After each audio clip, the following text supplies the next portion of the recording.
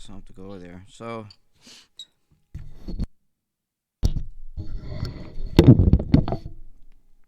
I'm hearing an extraneous noise on my computer, and I don't know if it's just this wiring or interference with the USB or what it is.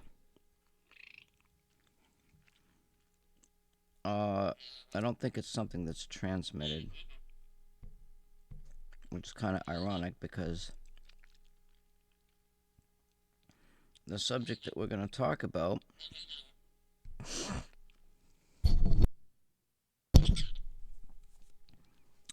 includes the topic of noise.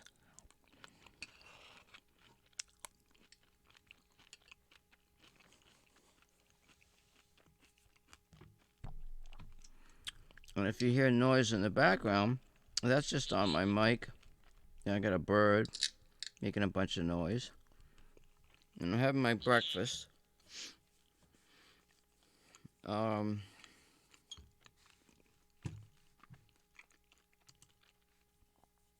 getting my stream set up. While I'm having my breakfast, we're going to watch a couple of videos. One was posted August of last year, and another one was posted like a month ago. Now,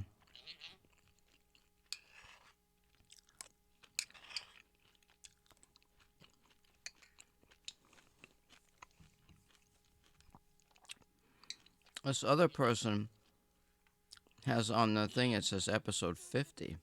So I'm wondering what they are doing. And it was only put up a month ago. So I want to tell you right up front that I don't want to say that all of my videos actually are for entertainment purposes only.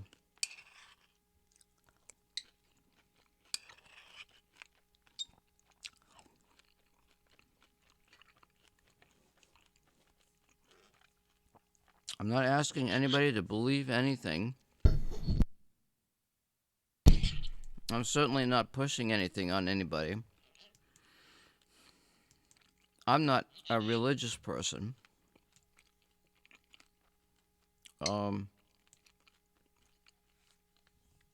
But there are religious connotations, influences, that sort of thing.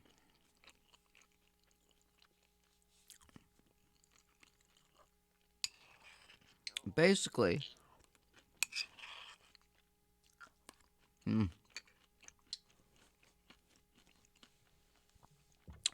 I'm hungry.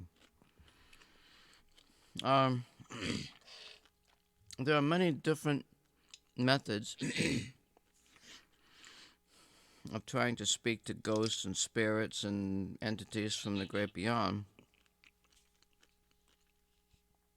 if they should so exist.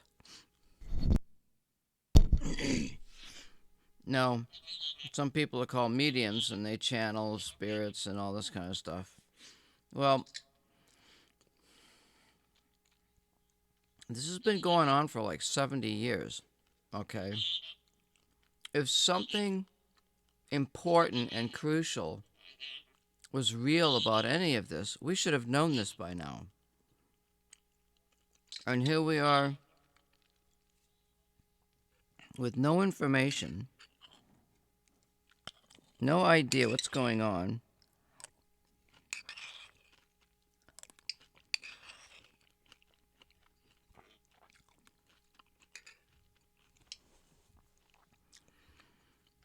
There's a word for this. Believing in something that you think is there, but it's really not there. It's called pareidolia, whatever. I hate the word. But meaning you could look at something or hear something, and you could see or hear something that nobody else can see or hear. But so can somebody else. They can do the same thing. Well, there is some terminology, one of which is called scrying, S-C-R-Y-I-N-G.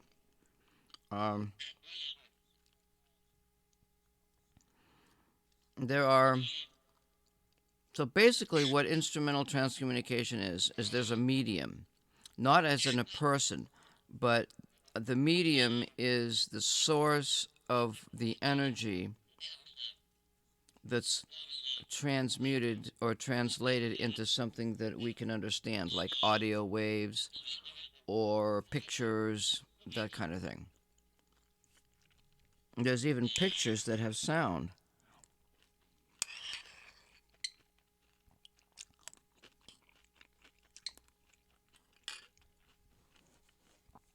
There's sound that makes pictures.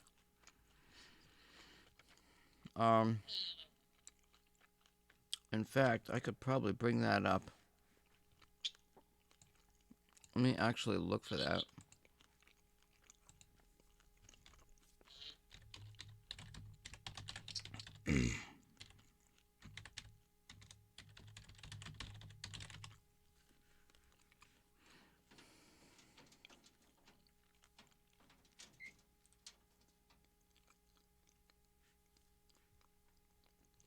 Wait a minute.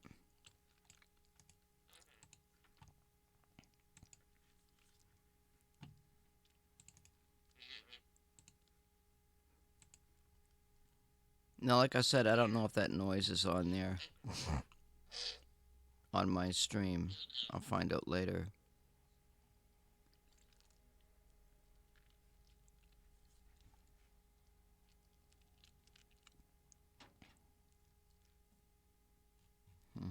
This is a game. It's called Elite Dangerous. I don't know. My name. And there might be some ad in here. Just have to deal with the ads.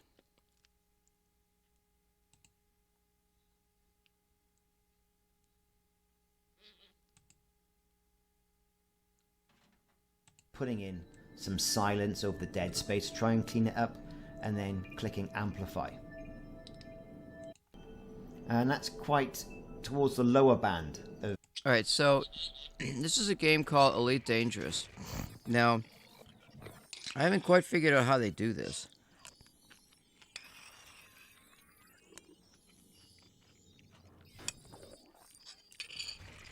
But I think it's quite interesting.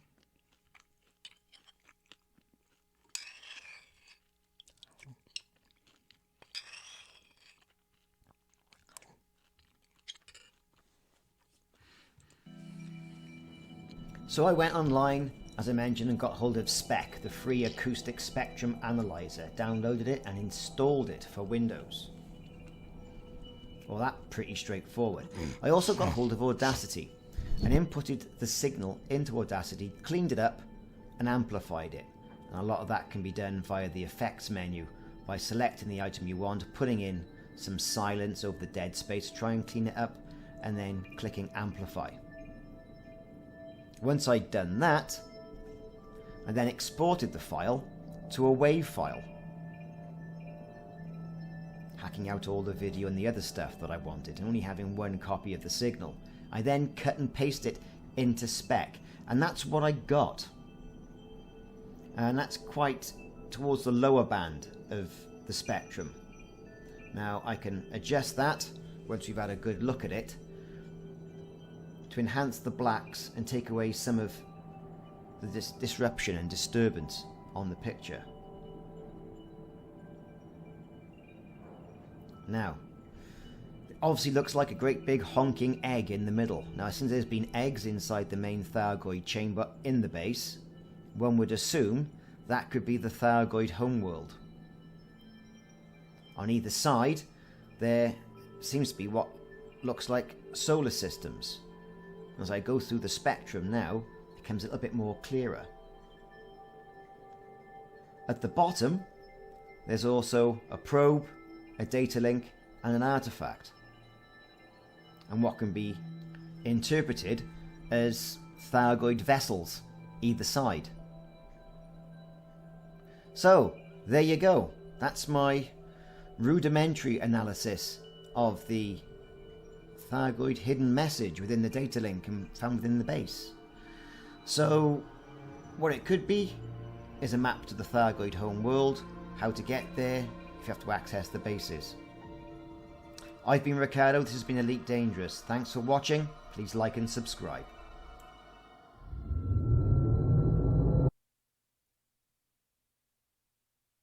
Anyway, so that picture was created by sound. I thought there was... Well, how come he didn't play the sound? And amplified it. And a lot of that can be done via the effects menu by Well, selecting I guess the item you... there's actually... So this is a waveform. And this is called audio.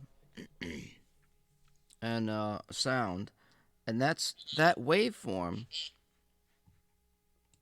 created this picture. Now,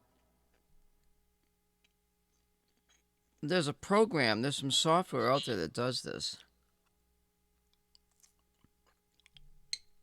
I just haven't had the time to figure out exactly how they did this. But it would be really nice to know. Because if the stuff that we get from this instrumental transcommunication, a lot of it is noise and sound. And it never occurred to me to take the sound and run it through a spectrum analyzer and see if there's a picture in it. To be honest, I don't think anybody in the ghost spirit world, electronics, instrumental IT, it's ITC for short, instrumental transcommunication. So they call it ITC. I don't believe that anybody in the ITC world is doing this.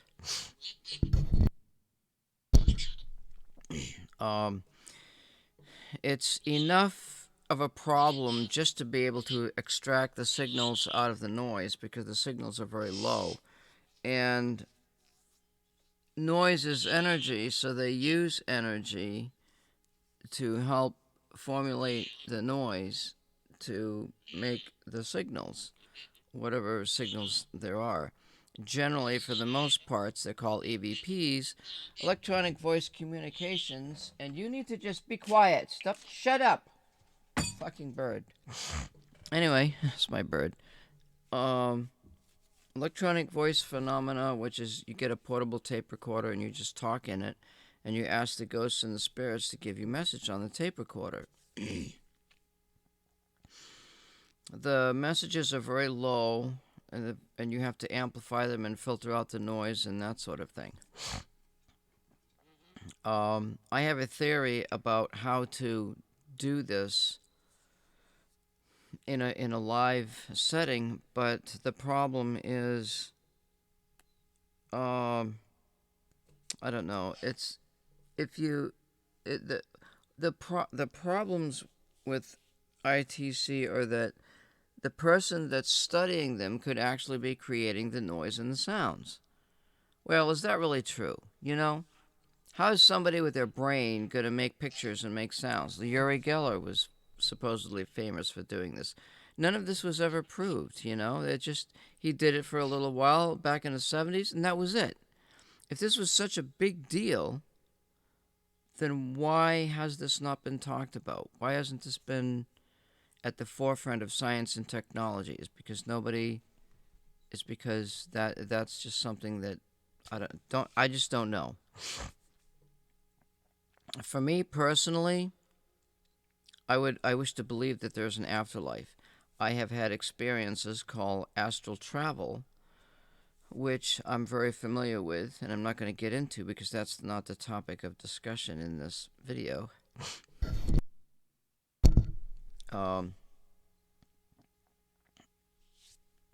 You know, here's another one here. Let's look at this video. It's time to help people. Well, no, we're not going to just look at that. There's nothing I can do about the advertisement. They're going to just shove it up your butthole until you're blue in the face, you know. This is what YouTube does. You can't do anything about it. Jack's station is an otherwise ordinary station that originated from the bubble. Owned by a cyborg of the same name, it is equipped with engines. What's encountered on his journey is unknown. But as we have seen before on these early trips out into the black, things have been seen, no human or any in these transmissions for analysts to determine the signals were coming from Jack's station. After an immense shuttling the various materials and components required for the completion of repairs. Discussion. Also, what is of note is something I came across when entering the station. If you focus on the central spire of the station, you will notice strange signals emitted from its centre. Upon further inspection in Audacity, you will notice this.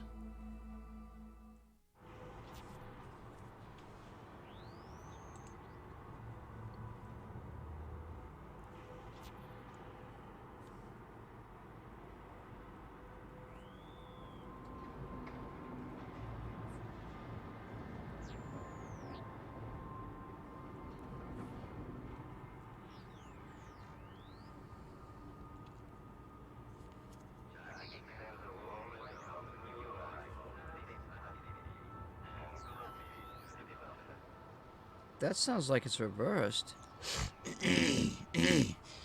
That's a reverse sound.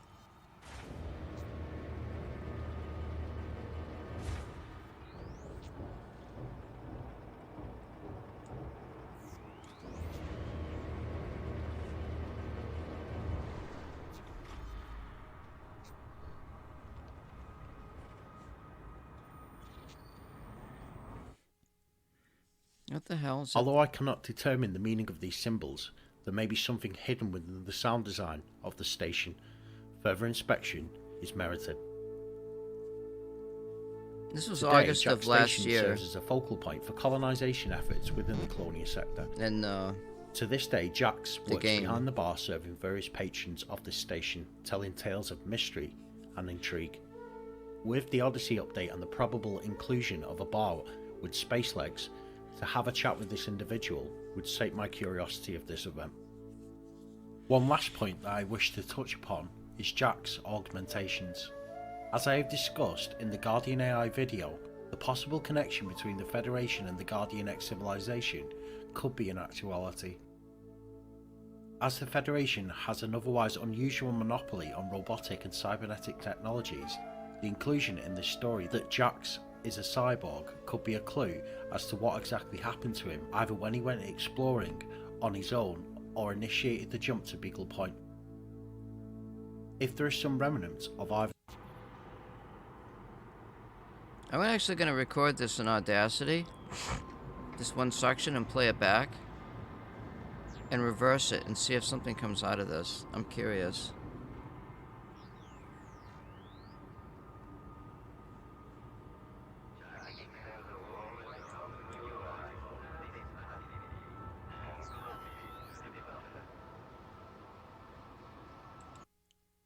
It's that section right there. I got a fucking problem with my computer sound. I don't know what's going on and why.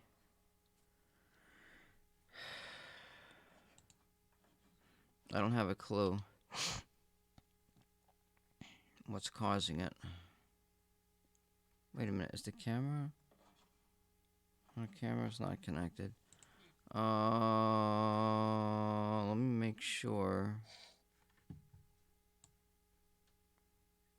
Why is this so huge? Let me make sure everything's kosher here. I'm gonna see if I can find. I got Spectrum Lab. Spec Lab. I need Audacity. Music programs.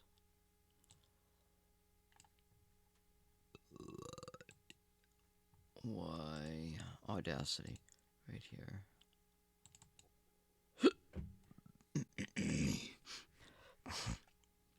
Let's actually. Alright, so I'm gonna try to record this.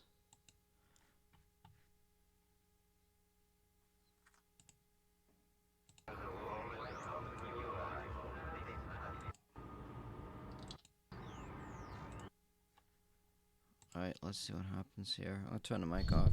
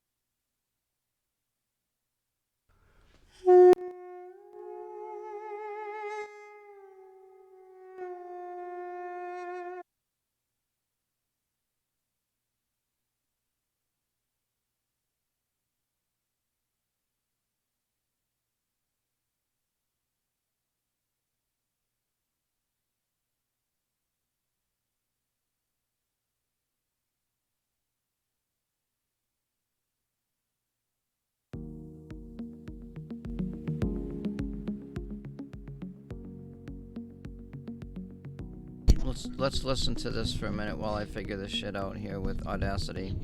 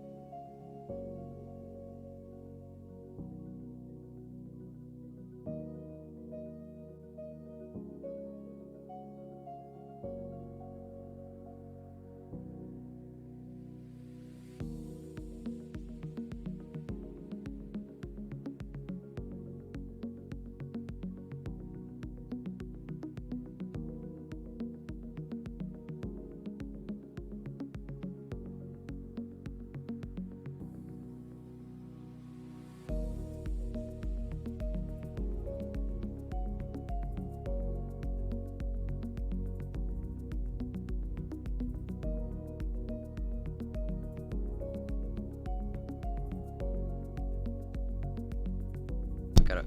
Oh good, I wasn't on stream.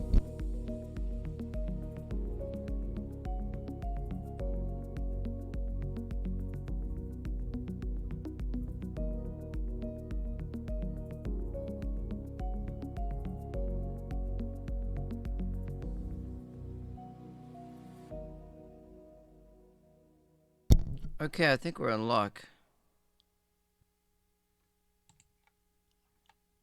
I think I got it to work.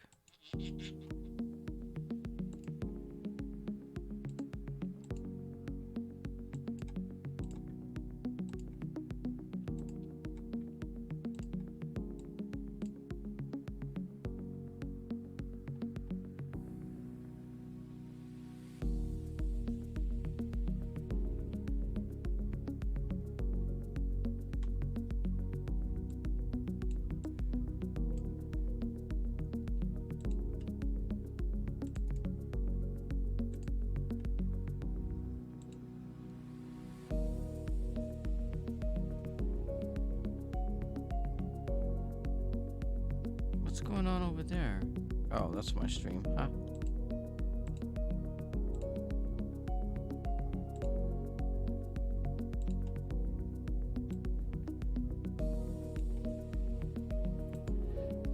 Alright, let me, I'm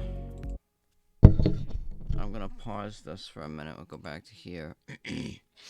Actually, here.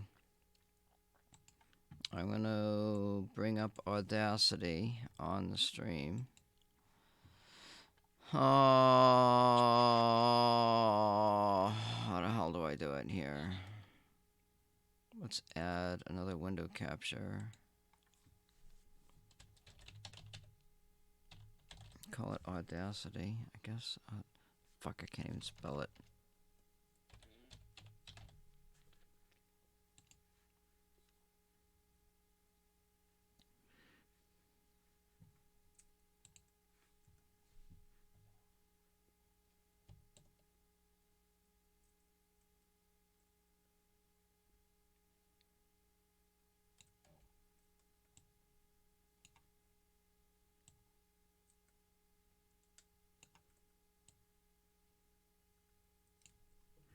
Alright, this is the recording of what I just played. Let's play this back.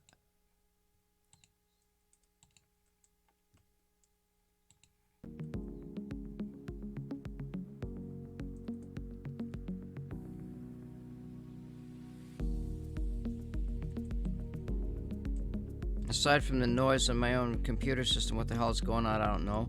But this sounds pretty good. I finally got this damn thing to work.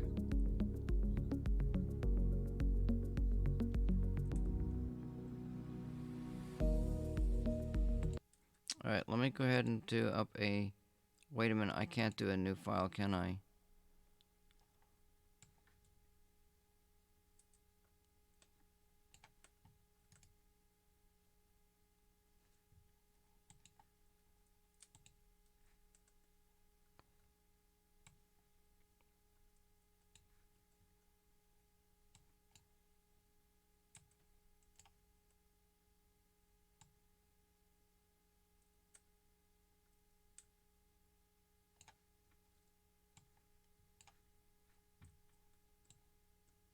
Audacity is a pain in the ass to work with.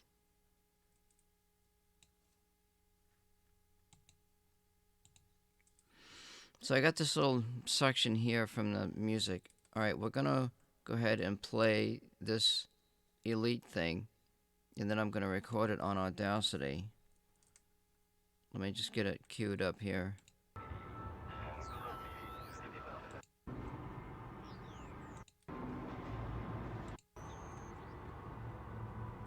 Actually, wait, better. This.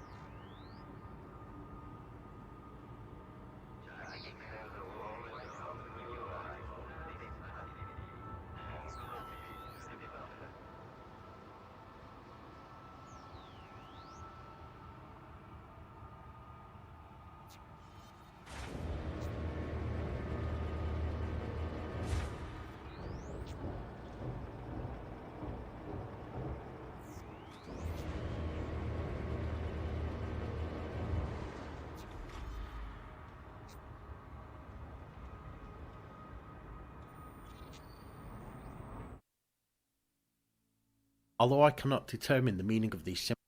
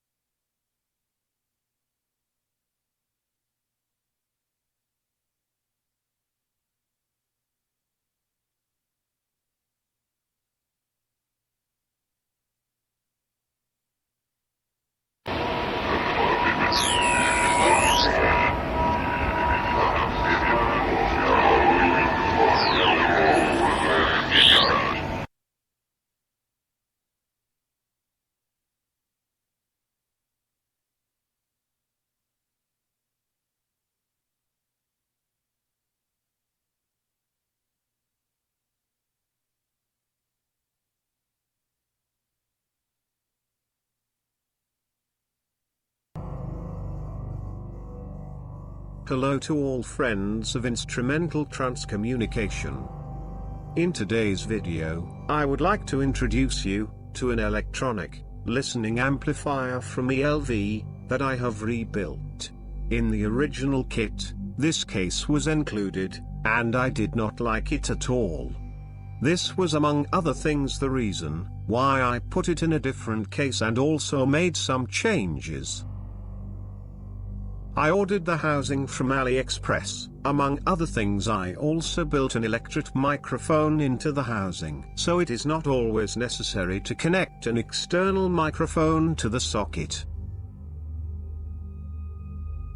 I sprayed the front panel with black paint, and then labeled it with my laser system, the Emblazer 2. In the photos you can see how small and filigree the writing is and how well it is readable. It is very nice to compare the size with a match.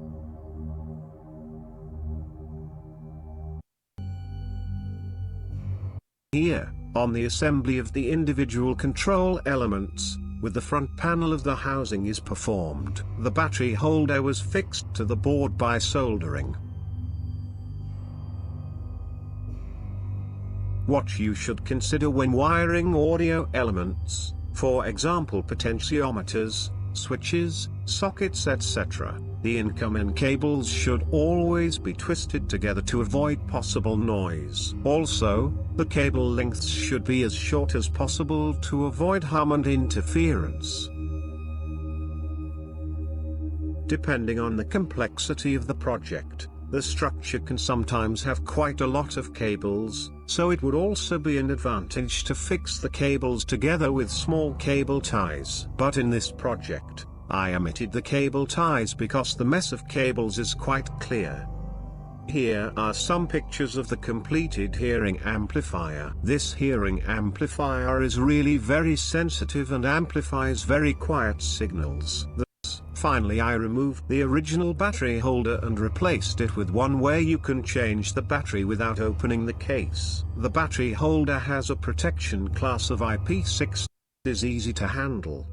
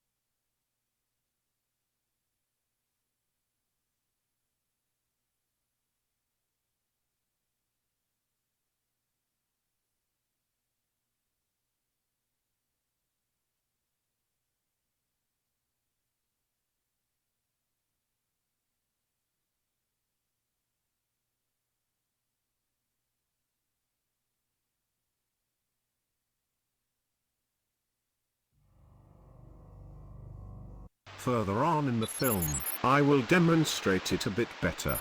On the right side, you can see the LV100. It is a microphone noise preamplifier from the company, ELV.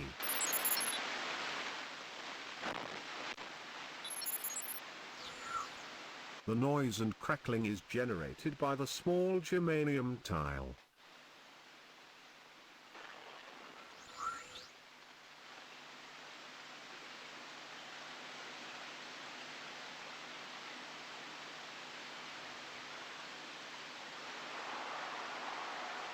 The 5-band equalizer is an important component of the system. Together with the high and low frequency roll-off filters, they are an important component for making the voices more readable.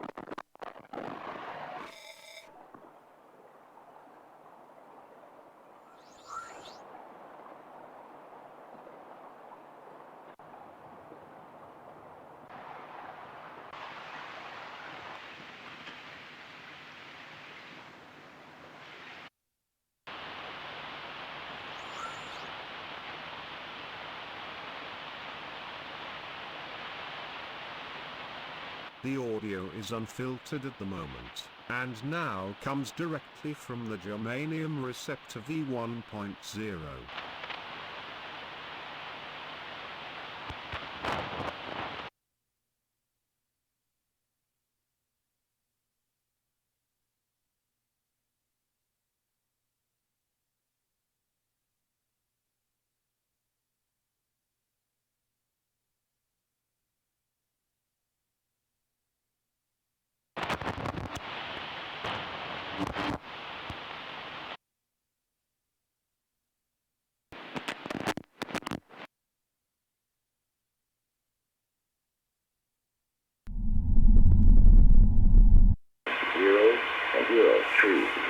Degrees. Visibility 10 kilometers or more. Cloud speed 5,500 feet. Northern 9,000.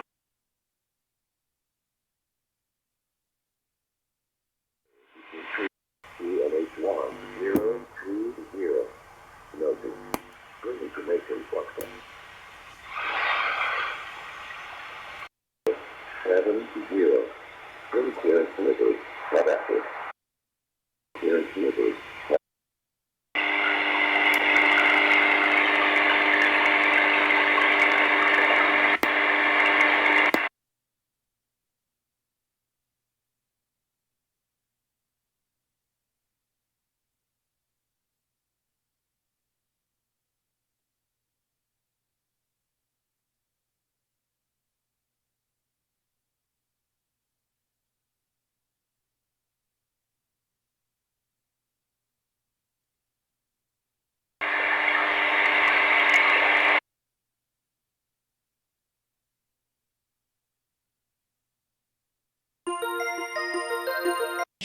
And then I perceived that some images was being shaped over the vapor.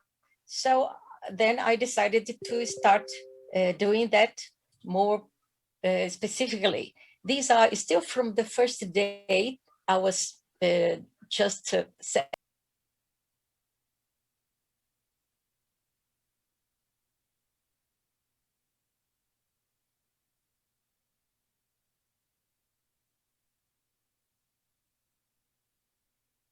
the symbol of the race of the friends with whom we are in contact. And in this other side, you see also a small head created over the vapor. But later, obviously, this got better, and we could receive images. And later, she identified as being in this subject, and what got you interested in it to begin with? Okay, well, in truth, a very short explanation just for us to know what I'm talking about, right? So let me just stop sharing. Great. Okay. It looks like very interesting research indeed. As you say, it's very, I suppose, objective in the sense that you can look at it and you can instantly identify. And I mean, they're certainly some of the clearest images I've seen of what people would call paranormal apparitions, I suppose. So not only they design over what I'm holding, for instance, but also they can also send direct files, which is obviously much more perfect. But that is, it is happening a bit slowly, these transmissions of complete files, digital files. Right. So you mentioned Tesla. Was Nikola Tesla a proponent of this kind of work? And you say, oh, but she was great. She said the name of my grandpa. Well, but that is your interpretation. It is not something that can be mentioned as a real, established as a reality.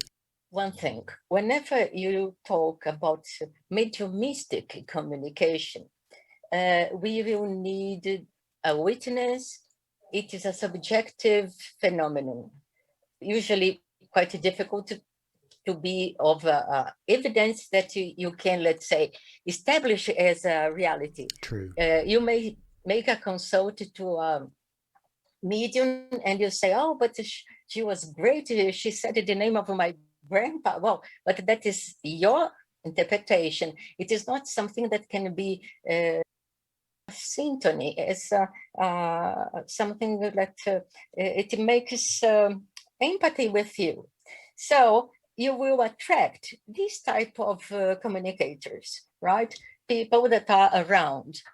It may be it is a family member, for instance, a grandpa may not have gone out of the house because he feels better in the house and nobody can oblige him to go.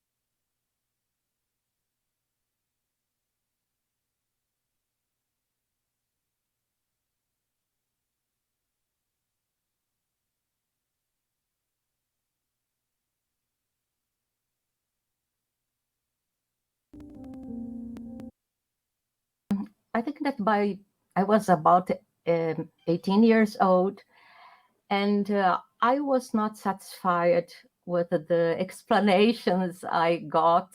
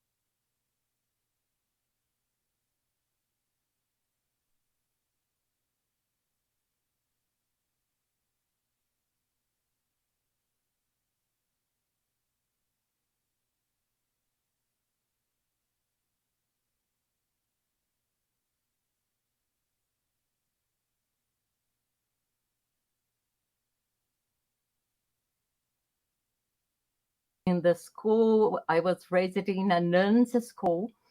So kind of emanation of ectoplasm from some kind of medium in order for the spirits to use that and better influence the equipments themselves is no, false. Got it. no. Got it. Yeah. In truth, I think that mainly who comes from the doctrine, the spiritist Spiritual doctrine, side. as is our case, we always will think that the medium play a role in this communication, but in our case, it doesn't. Got it. Definitively, these and the other side wants to be this way because they don't want to use any person. They don't want to depend on any person. That is the important function of the ITC, not to depending on any medium, and so in future to be able to spread everywhere, right? If it depended on personal qualities, they would have problems. But they are testing and testing all the ways they can use to contact us via technology.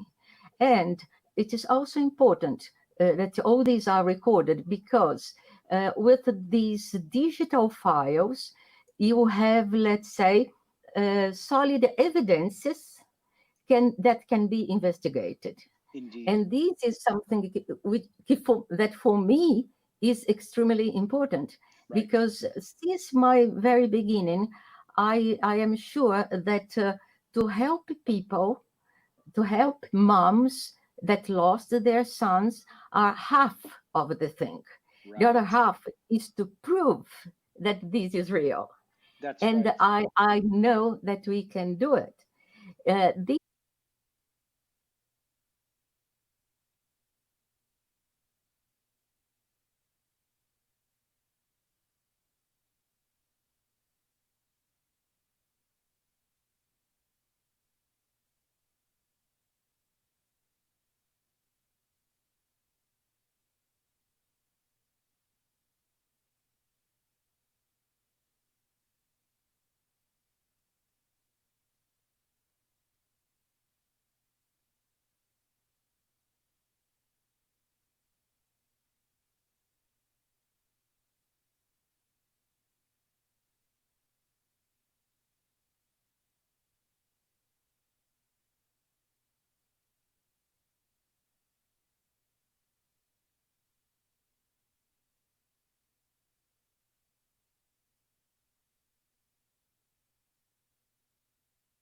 But for instance, a medical doctor, he spends 12 hours every day in a hospital. Then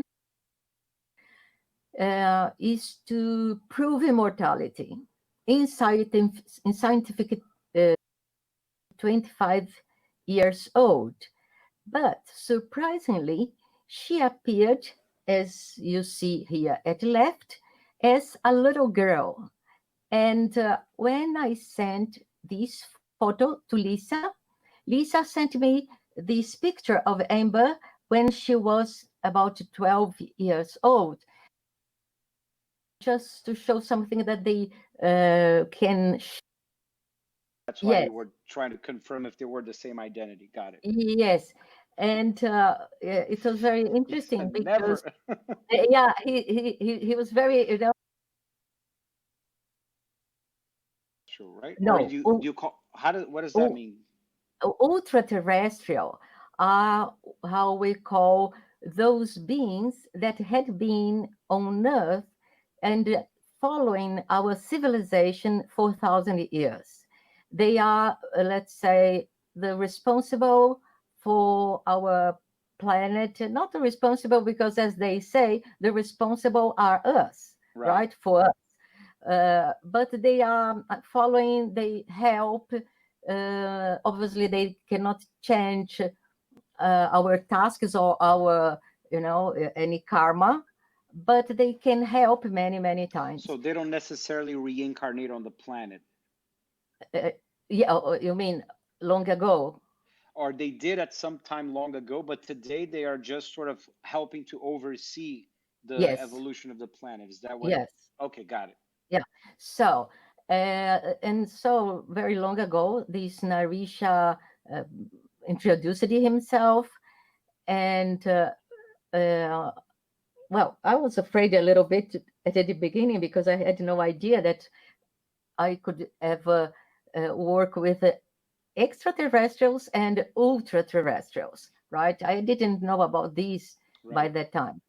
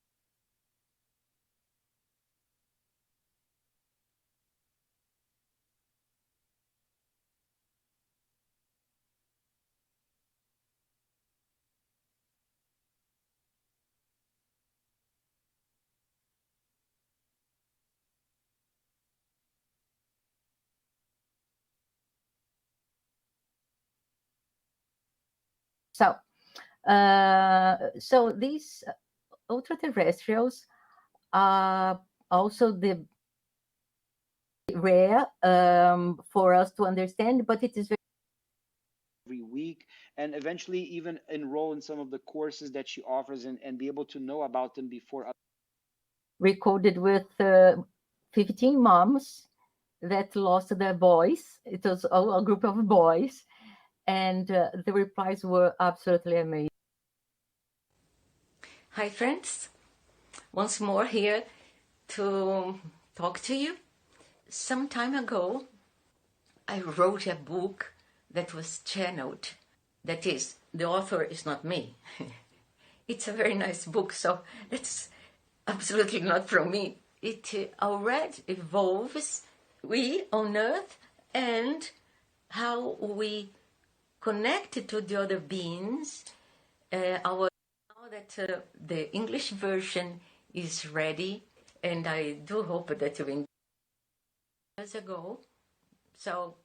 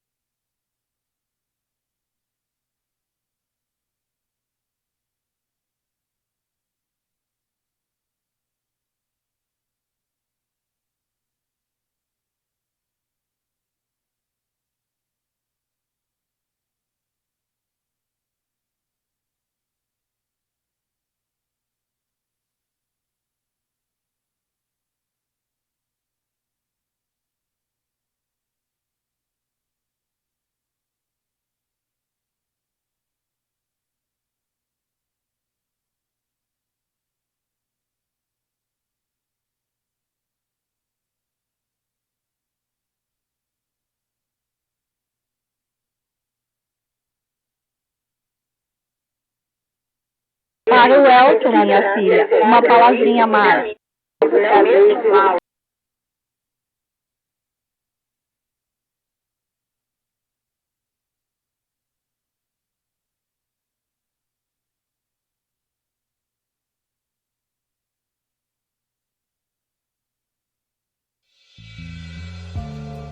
Do you know I'm and I'm never with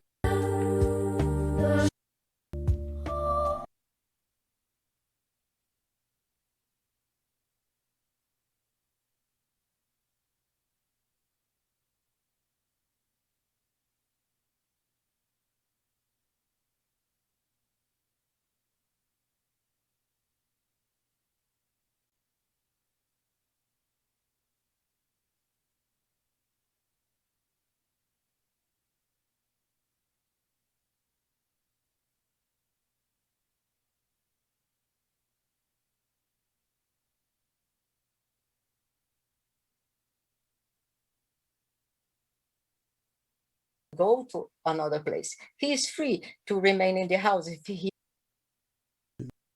That might be why a lot of people that use Ouija boards, for instance, often Yes. report having demons coming through, or which are. Do you believe that there are such things as demons, or just spirits of lower energy? Please say again.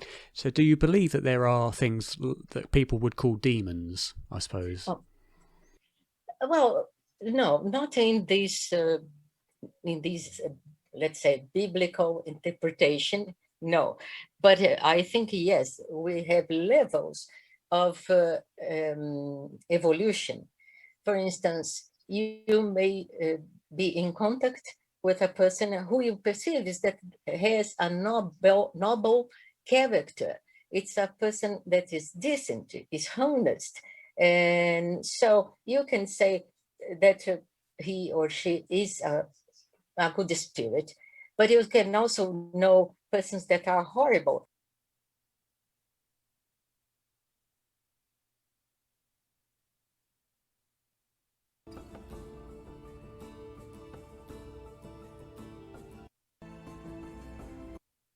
Two, 1, 2, 1, 2. What the hell?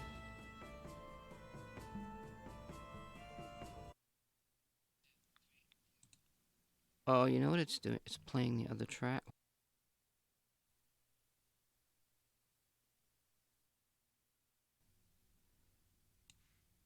How do I zoom out? Why can't I zoom out?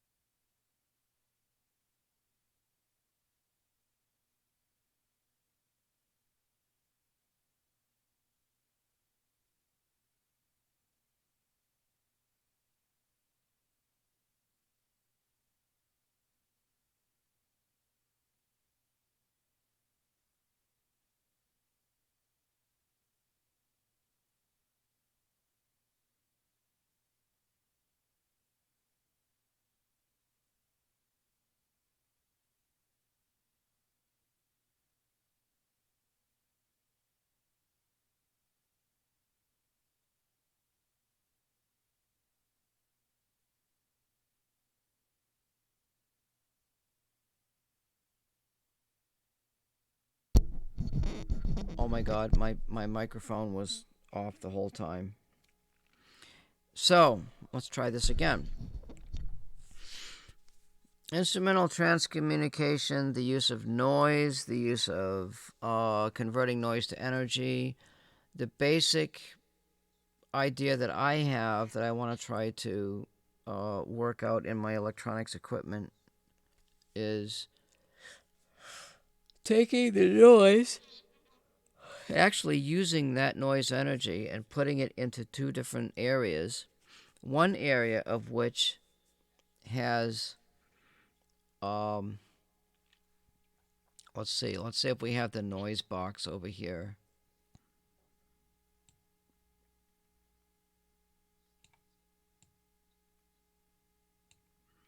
And that noise box goes there, and it also goes up to here. Okay, because if you have a signal that's coming in here, and it's got the noise. This thing has got the noise plus the signal. All right.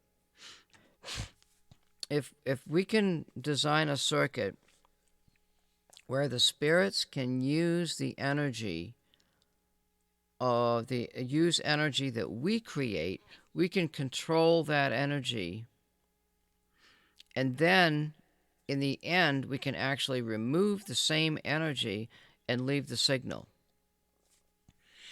So this negates the fact of using any kind of a shortwave radio to pick up radio signals. You can do this in your own home or whatever, that type of thing. If you just use an antenna, you have no control over the noise. If you use this gibberish that they're talking about, I suppose you could use the gibberish, call that the noise, enter that into both circuits, and then see if you can filter out that gibberish, because it's in phase. Okay, if you have a signal that's in phase, then you can cancel the signal. Or if it's out of phase, it's already canceled.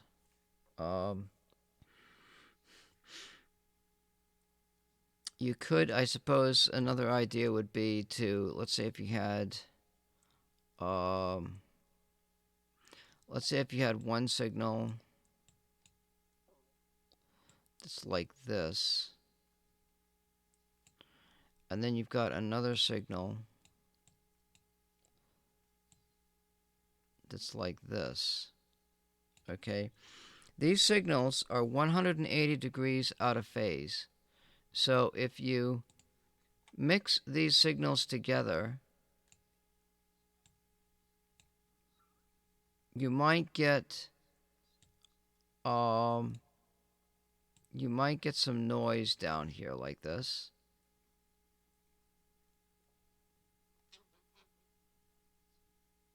But for all intents and purposes, that signal has canceled each other out.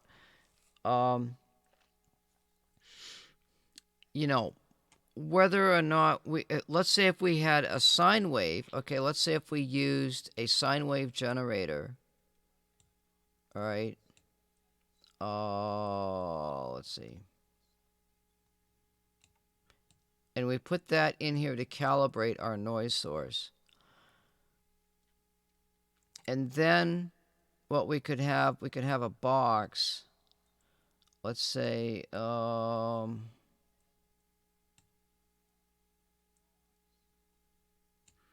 and in this box, let's say the signal goes through here,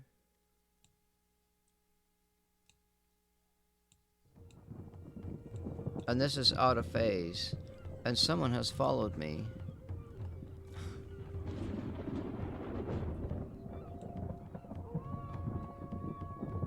So I'll write a note here. This is 180 degrees. How come my alert didn't show up? Oh, maybe it'll show up in a minute because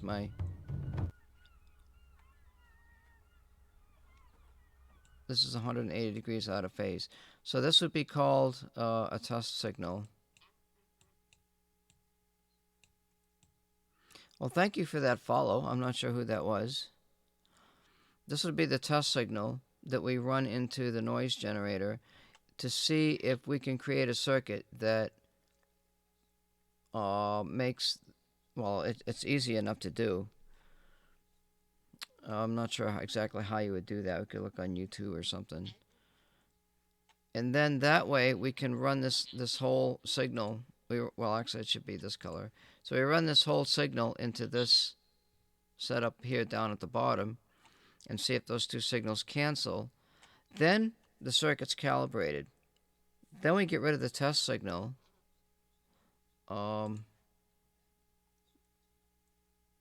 This would be like a break here. How do we do this break? I forget. Then we get rid of the test signal and run the noise in. And then so now instead of the test signal, we got this noise that supposedly is out of phase. We got the same noise signal, but each side is 180 degrees out of phase. So that's another idea I could throw in there, which really hadn't occurred to me until just now.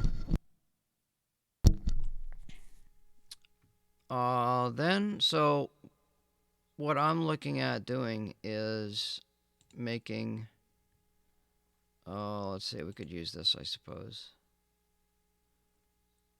We have a block that looks like this. And this signal goes in here. I'm just going to use the same color for now. This is plus. That's minus. And that's your output. This is a comparator. And I'm just going to type this in here. Because I like to see my little pen go type.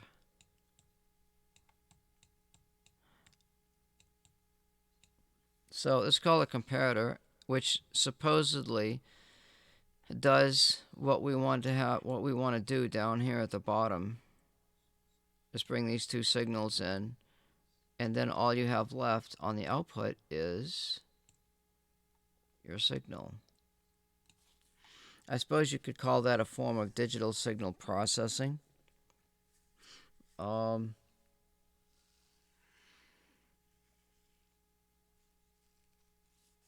That's my goal.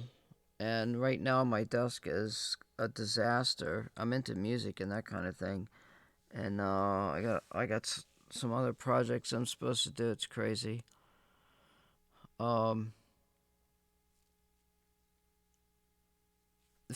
Okay, so for the input, like what we could do is, let's see, let me do a new, I don't want to save that. Let's do this here. So we have the noise. Let's see here. So we've got this noise, okay, and we got our other signal, and then we've got this audio signal here that's kind of floating around. So now the question is, what exactly is this noise? What exactly is this signal? How do we capture this? What do we use? Okay, so when you have a radio, you have what's called an antenna. Well, I just do it. Well, it's supposed to be like the electrical circuit is an upside down triangle. You have an antenna, and for an antenna, you can use a dipole like that, or you can use just a wire with a coil. There's all different kinds of antennas. Now, the problem with that is, depending on the length of the antenna, you're either looking at low frequencies, high frequencies, very high frequencies, or ultra high frequencies. So you have the audio band, which is like 100 hertz. You got 100 hertz to 20 kilohertz.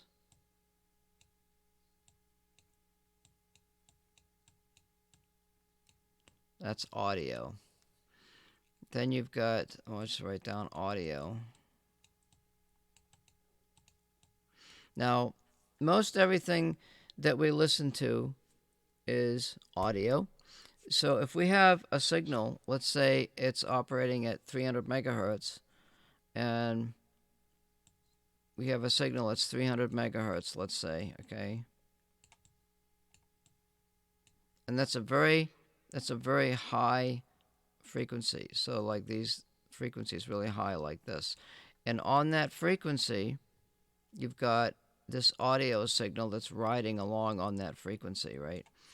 And so what we do is we put all this into your receiver, and out comes the audio. Well, there's different types, there's many different forms of communication, and those all ride on radio signals.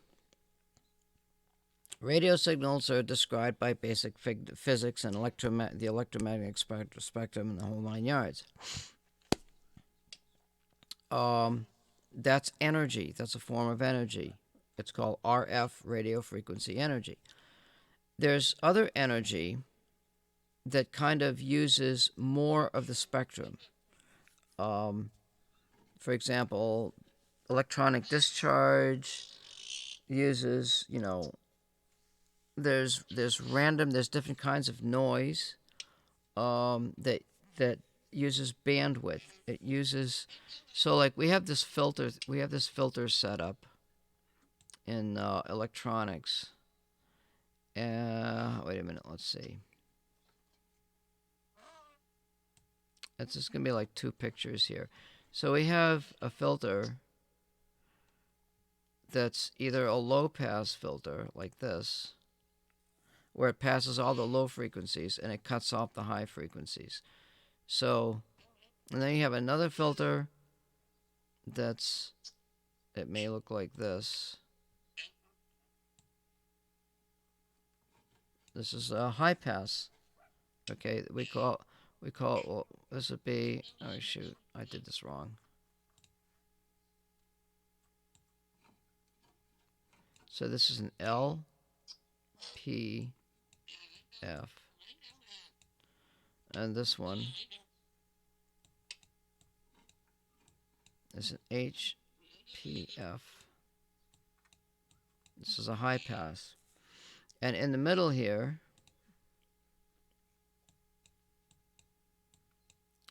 what we've created is what's called a band pass filter.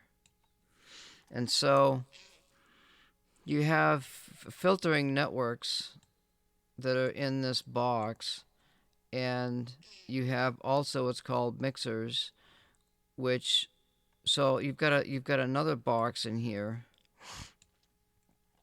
Like this is your this comes from the antenna. Let's put ant here for antenna. And then you've got your mixer.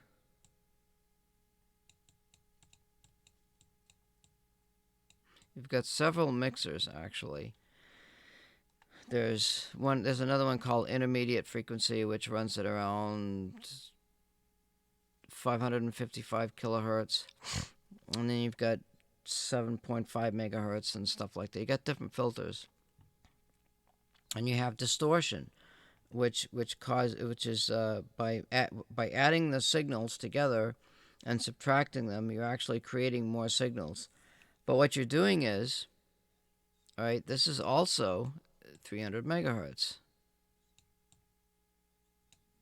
And we call this a 300 megahertz generator. All right, and then this mixer goes up here, and it mixes with the frequency from the antenna. Or it actually might be, this might actually be 300. Well, yeah, 300 point. Let's say 0.010. All right, so that's 1 megahertz. That's 100 kilohertz, 10 kilohertz. So you've got a 10 kilohertz bandwidth. All right, and then that 10 kilohertz bandwidth is filtered out, or it's usually like 555 kilohertz. And then they'll take that, they'll filter it out again to get your audio. That's how a receiver works. Now, our situation, doing what we're studying, people have used this diode setup, the germanium diode, the shortwave radio, and stuff like that. It's picking up RF energy. There's another form of energy supposedly that was captured using an piece of equipment called the Sparacom device. So what that does is it takes a high frequency, like a 27 megahertz, which is the CB band. This is what they did this on. And let's just say that, let's say that signal is going this way. Then they'll take the audio signal, and we'll say, let's just say it's a 1 kilohertz. Because I think in terms of calibration signals. And what they'll do is, what they did was, this box right here represents maybe the atmosphere, okay? Or it could be an enclosed, it could be a Faraday cage, actually. A Faraday cage is surrounded by a screen of metal, and it can either be grounded like this, or it could have it could have minus 10 kV. That's 10,000 volts here. And what that does is it prevents RF energy from getting in there. And so you've got this antenna. You get this little radio antenna here that's sticking out. And you've got all of this energy. And down here, for the audio signal, maybe you've got a speaker. Oops, it should be green.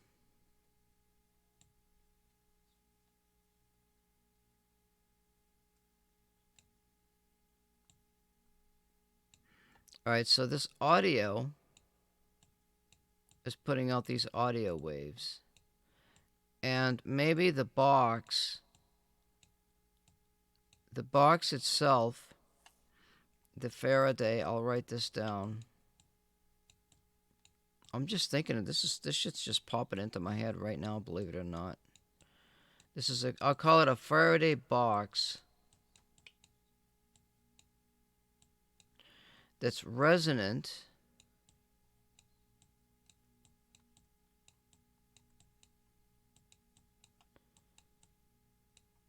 to the audio.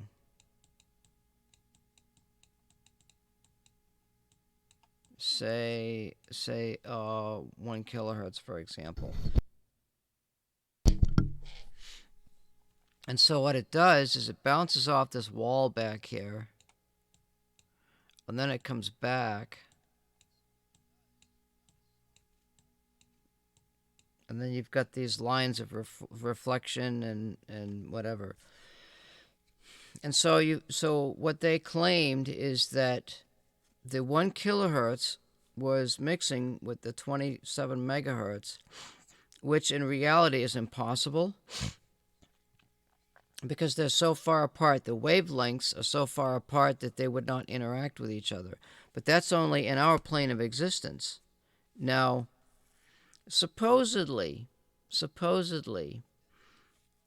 in the spirit world and other dimensions, let's say if we have a signal that's in the microwave region, let's say let's do this. Let's say we got a microwave signal that's 1.6 gigahertz. All right. Now, microwave frequencies can get through this wire mesh. So you would have to use, maybe aluminum or something around this whole cage to prevent microwave signals from coming in.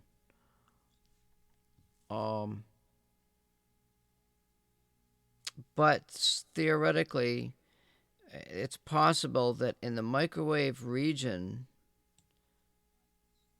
these signals actually act like a solid wall. I'm not going to explain why I feel that way, but you're just going to have to take my word for it. So, I mean, I'm just throwing that out there, But I guess the point that I really want to get to is it's what's called transducers. Let's say we have the signal, right? We have the signal coming in with all the noise and everything. We have the signal out here. We need a way to capture this signal. If it's radio frequency, we use antennas. If it's ultrasonic, we use sound pressure devices like hydrophones. If it's audio, we use microphones. Now, electronic voice phenomena has been supposedly created on tape recorders, which, in my opinion, maybe it's possible that they actually use the electromagnetic energy in the tape recorder, or they manipulate the magnetic medium on the tape itself. And that's why you can't hear it in real time, is because what they're doing is they're manipulating magnetic energy. Well, to capture magnetic energy, it's really easy. We use what's called a coil.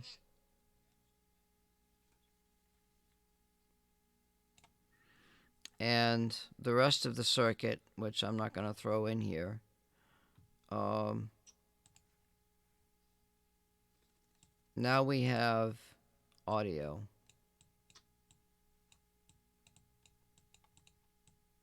So this would be called EM, or electromagnetic.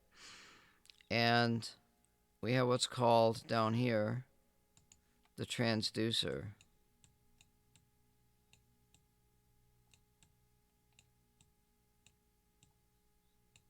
Now, we don't know exactly what kind of transducer we need to make. Then, to make matters worse, we don't know what this audio signal is, and the final end result, what I discovered in one of my experiments was what I believed was coming out was pulse code modulation. And I'm not going to go into explain all of that. You can look that up. It's like a square wave. It's actually the same height. Forget about that gibberish in there.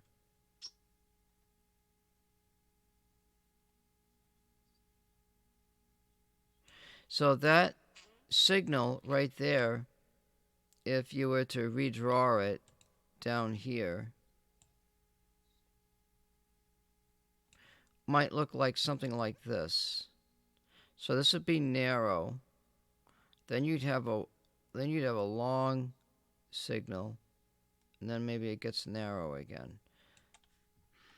This is audio down here. This is an audio waveform.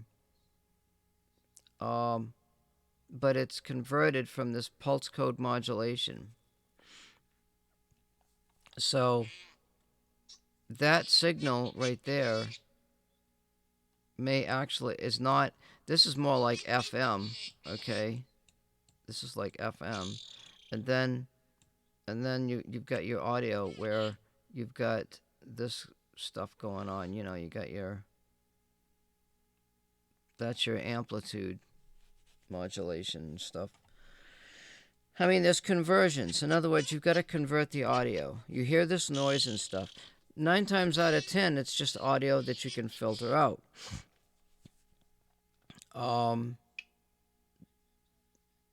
So the question is, how do we build this transducer? Now, using the theory of the Spiritcom device, which probably, you know, I'm just saying, it's probably not the direction that I should be going. But if we had, let's say if we had a laser, well, we got this laser beam, and we've got this box, and we've got these really small things coming out here, and then you've got like what he was doing. All right, he was doing the same thing, but what Erlen Babcock was doing is bouncing the laser off a speaker.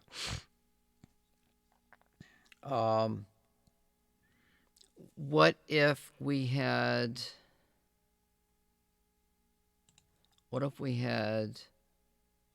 something like this? Let's see.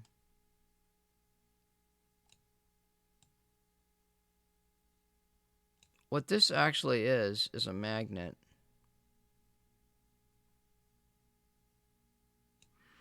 And inside here, there's a magnetic field.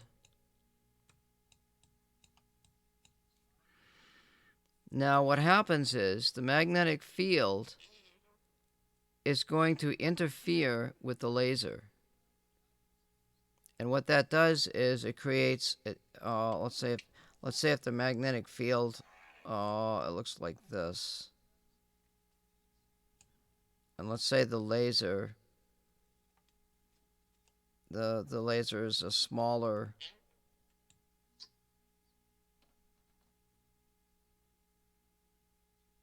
it's a smaller signal because it's a higher frequency. So this is the same idea of the Spiritcom device, where it mixes a low frequency value with a high frequency value. The problem with circuits like this is sensitivity. They are so sensitive, they are so ultra sensitive that you cannot build a device good enough to control that sensitivity. The circuit itself creates more noise than what you're trying to collect. So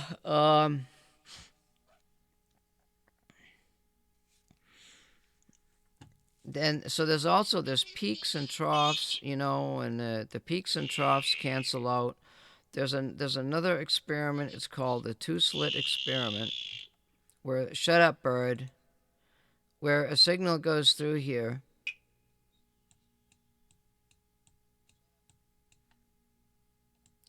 And you've got these waveforms coming out of each slit.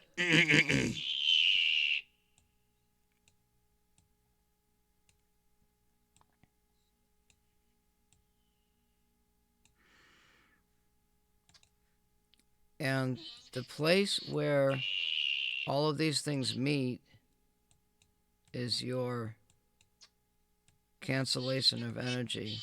And what that looks like on, if you put another plate here, which I should have moved it over.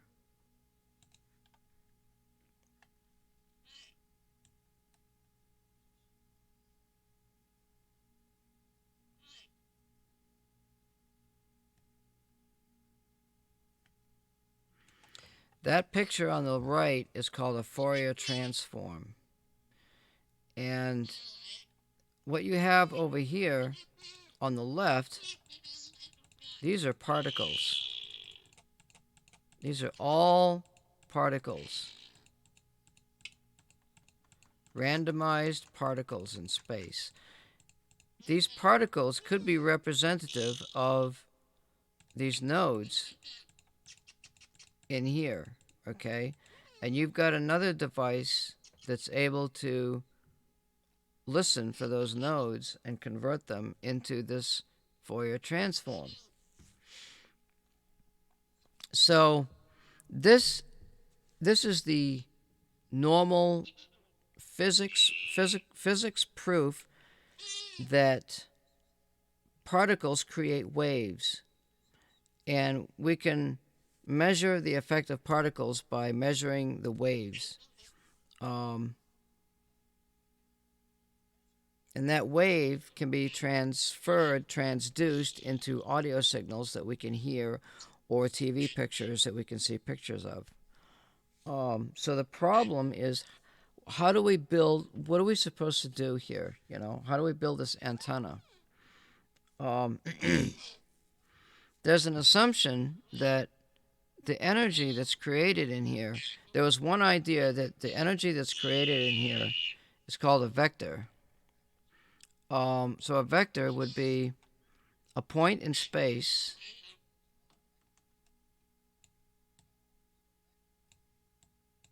and that point in space has directional energy. Now that's called a scalar energy. In order to measure that kind of energy, we have to have what's called a scalar antenna. And for that, we're going to go to my I'm going to go back to the website. And we're going to go to, let's see. No, that's, oh, shit. We don't want to go there. I don't know where that site came from.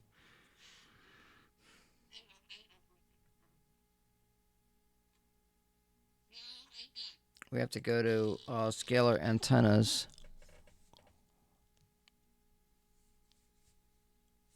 I gotta look at something here.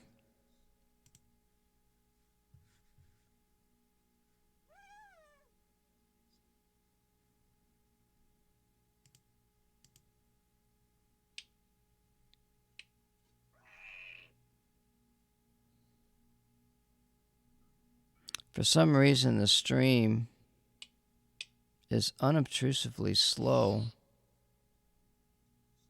on this computer, and I don't know. Well, I guess it's working. Let's see.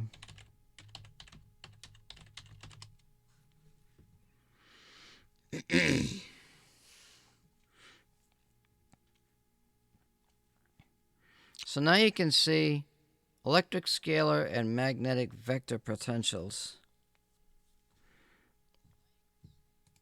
I'm gonna open this up here. السلام عليكم معكم عبد الرحمن النجار وإن شاء الله تاني Well, this guy is Spanish or something. But what you've got here on the left is you've got Maxwell's equations, which are your... Remember I was telling you about where the lines come together and they interfere with each other?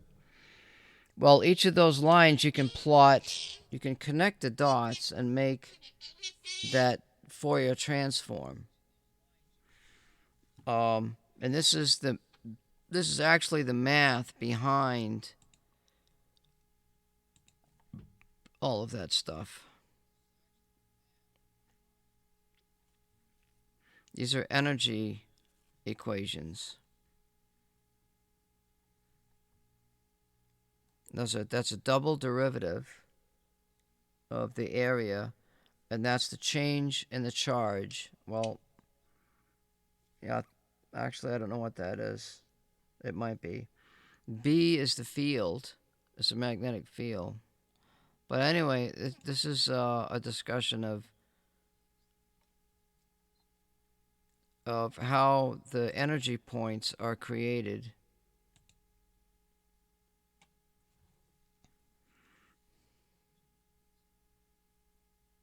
So you can see there's two vectors that come out here. This is the energy from that point in space. And there's a resultant energy up at the top here. Now the question is, how can we measure, how can we detect that kind of energy?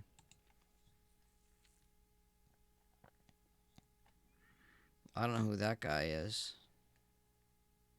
Here's supposedly a scalar antenna made and designed in Australia.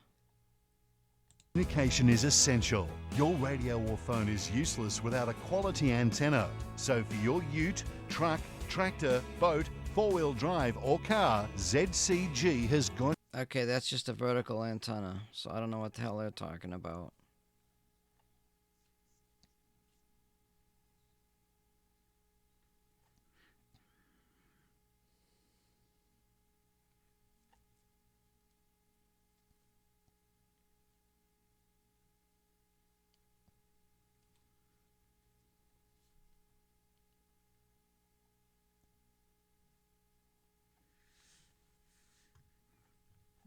Alright, what's this?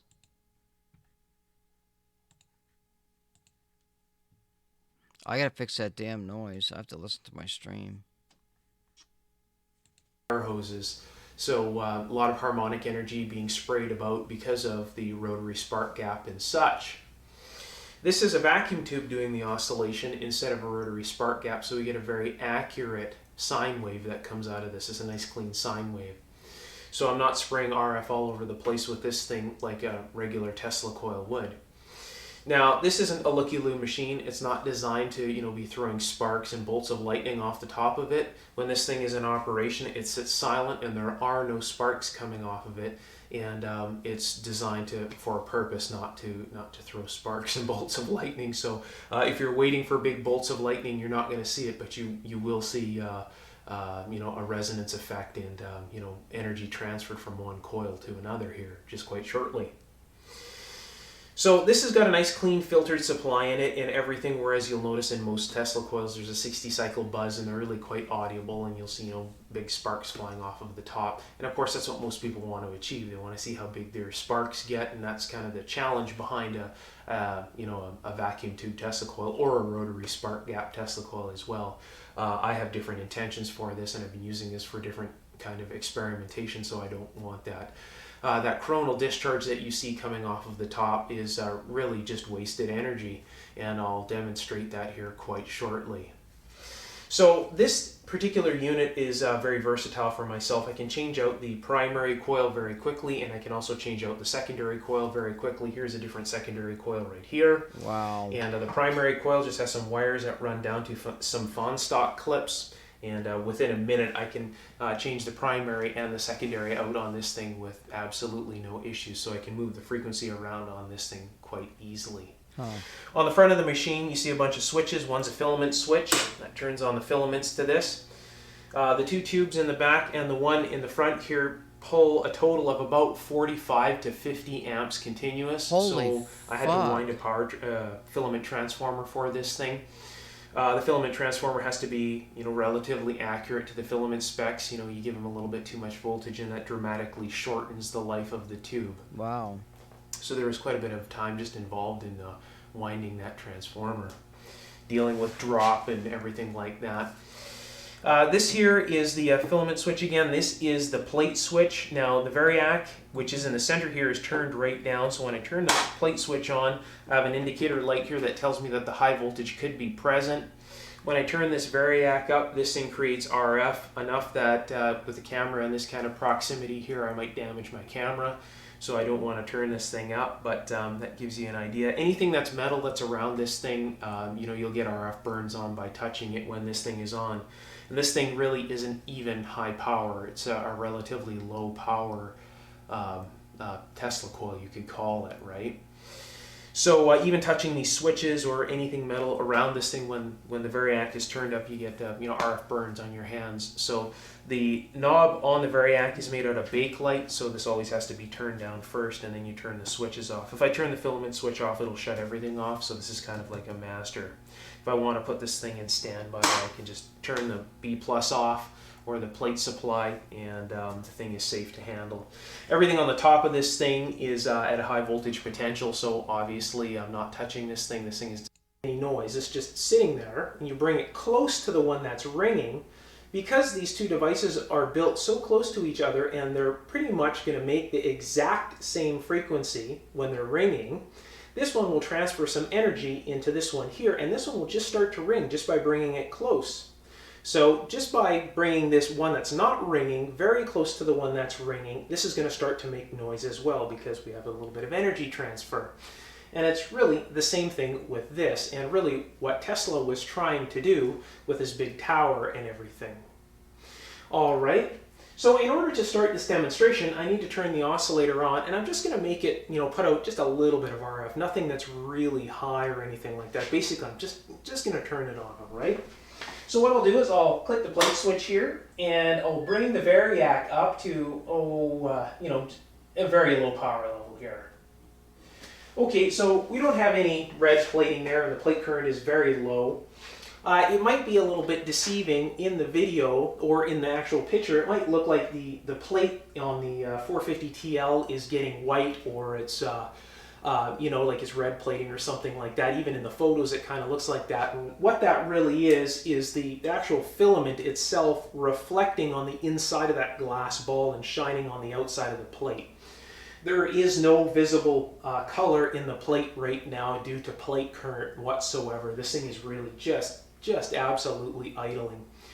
You can see that there is absolutely no breakout on the top of the ball, and it's sitting dead silent. I'll just be quiet here. A little bit of hum that you're hearing from the filament transformer. All right, no breakout whatsoever, so it's not throwing bolts of lightning. All right. So now what I'm going to do is I'm going to take this compact fluorescent bulb right here. You can see it's an old compact fluorescent bulb. All right, this one is dead. The switching power supply in it has gone away, just like they all seem to do. So what I usually do is crack them open and fix the power supply, and they're good for another year or two or something like that. I haven't done that with this one yet. But the bulb itself is actually in good shape, so it'll work good as an indication for what we're trying to do here. All right, to show you that this thing is actually, putting out some RF energy right now, I'll just bring this close, and you can see that I'm about maybe 2 or 3 feet away from that coil, standing at this point here. All right, and you can see that it's lighting up in my hand. I'm not even touching the metal on the bottom here. I'm just holding it close like that, and it's exciting the fluorescent tube just by standing right here. No coronal breakout or anything on the top whatsoever. Now you can see in these two coils here, I have the coil separate right now, so this is not electrically equivalent to that coil whatsoever. So you see when I bring this close, we have absolutely no light or no anything right here. Okay, no light whatsoever. Nothing in here is resonating really. So if I can bring this close to anything, you're not going to see it light at all, right? But yet if I bring this close to the source, you'll see it light up here. Okay.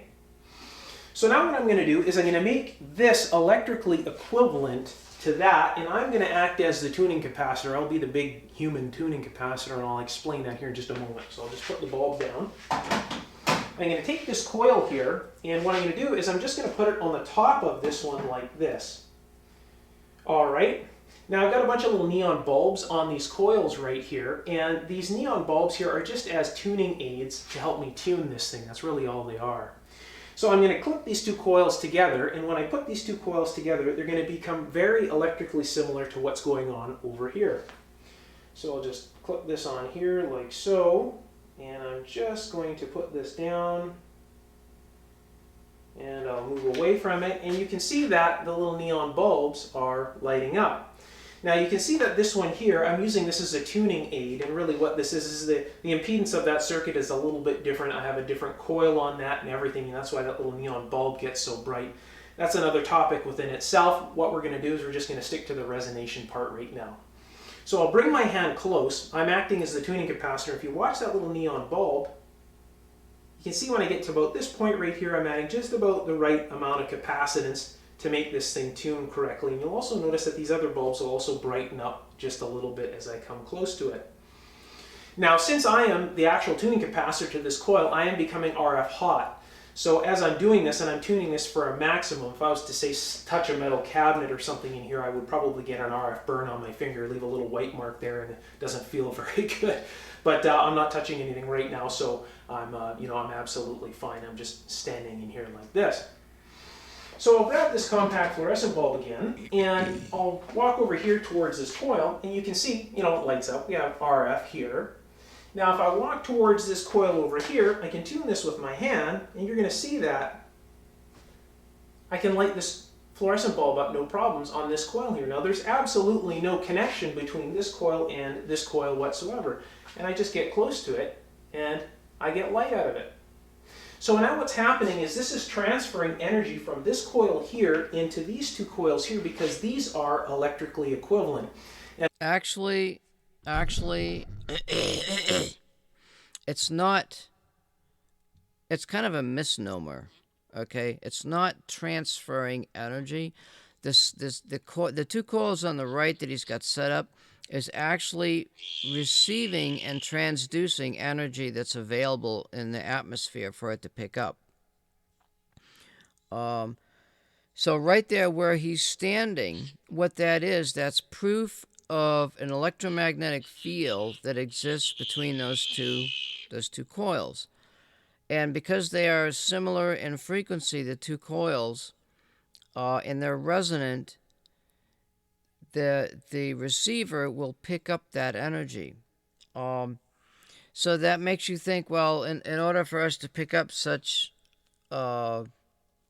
low-level energy, we've got to have something that's resonant, some resonant part of the circuit. That's why when I drew the box with the 27 megahertz and the 1 kilohertz, I stated that the box would be resonant to the audio frequency, and that maybe the entities will use the 27 megahertz as their energy source and manipulate that in order to add more audio so that the two audio signals will mix and create something. I don't know. I just don't know. That's sort of the idea. That's the idea behind what he's doing. Like, he's just setting up this electromagnetic field. It just proves that there's a space in there, And what I'm doing is I'm acting as the capacity across these coils in order to tune it. This is a very high impedance circuit right now, these coils. So, at any rate, so there you go. There you go. You've got the idea of what resonation is. And this is what Tesla...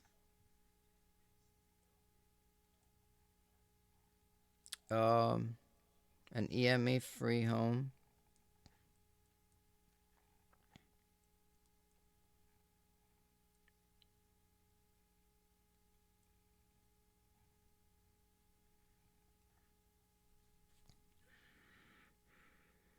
So you've got different types of antennas. They pick up all of the electromagnetic stuff in there.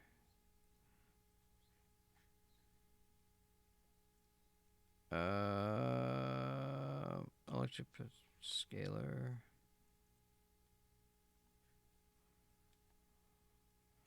Scalar wave equation. Harvesting antenna energy.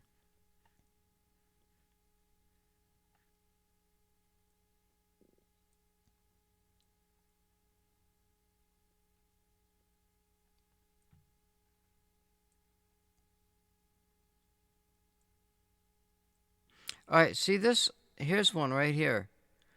See the this is called concentric rings, and he's coming right out and saying that this is a scalar, which is actually increasing the signal. But So then I said to him, I don't think we can understand what this guy's going to say. अस्सलामुअलैकुम दोस्तों, क्या हाल है आप लोगों के। मैं उम्मीद करता हूँ कि कुछ कम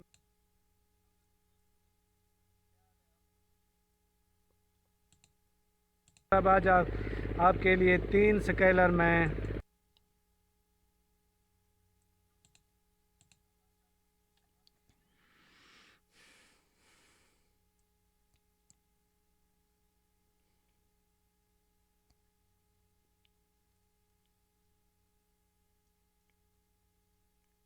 Huh. He just bolted that. They riveted that together to make a conical section.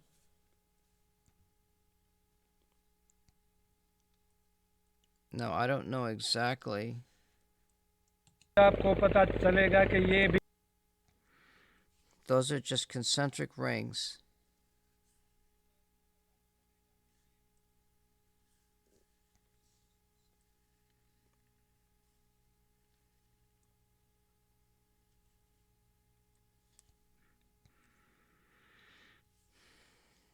That's a signal app he's got on there to measure signal strength.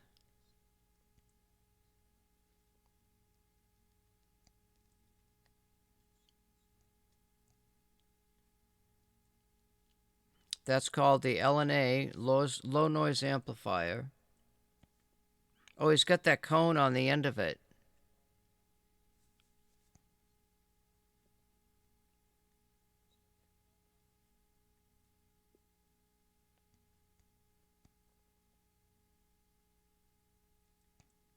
There's the metal piece.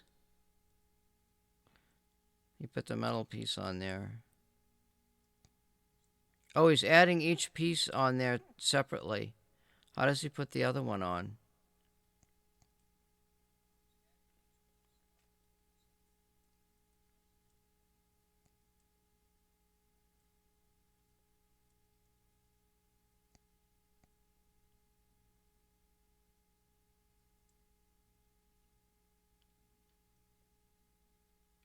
So these are satellite frequencies.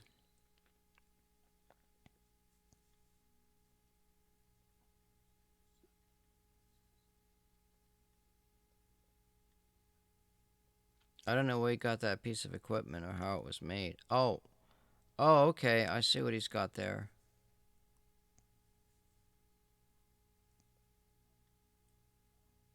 We used to do some of that stuff in when I built microwave antennas. And see, that can be tuned using what's called a reflectometer, where you send a transmitting signal back into the microwave. But that's not just a circular dish there. That's a whole satellite low noise amp built into that antenna he's got there.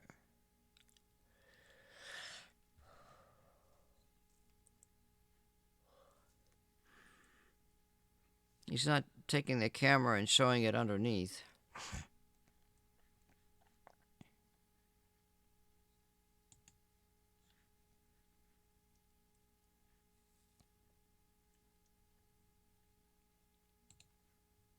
Guys welcome back. आज के इस video में मैं आपको बताऊंगा ये feed horn के बारे में कि कौन सा फीड हॉर्न लगाएंगे आप तो उस पर आपको अच्छा परफॉर्मेंस मिलेगा और कौन से फीड हॉर्न पे आपको किस तरह का परफॉर्मेंस मिलेगा।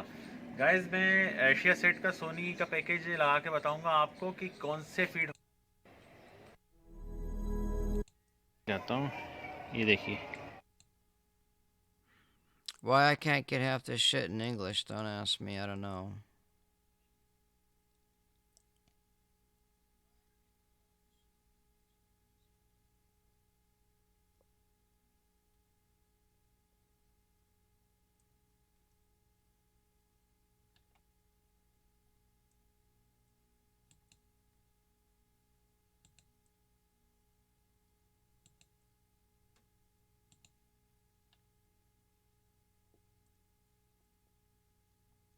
Now, you see where he put that hand in front? That's really not a good idea because actually what's happening is that the satellite dishes work on the idea of they're actually transmitting a signal onto the dish. And so you get what's called back EMF, or, well, not back EMF, but in behind the satellite dish, there's energy there, and you don't want to be standing behind that either. You get cancer. You lose your parts, you know. So it's not energy just being received. There's energy transmitted onto the dish, and that transmitted energy mixes with the energy that's received, because the energy that's received is very low in amplitude, and the energy that's transmitted onto the dish is very high in amplitude. So he's actually given himself cancer by putting his hand in front of it. Not too bright. These people ain't too bright anyway. But that's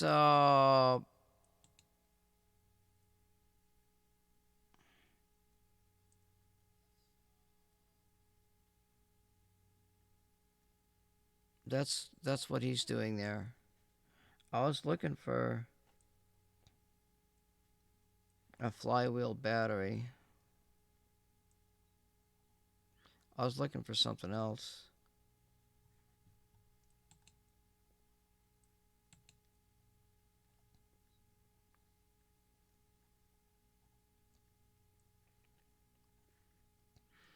Scalar zero-point energy device building instructions.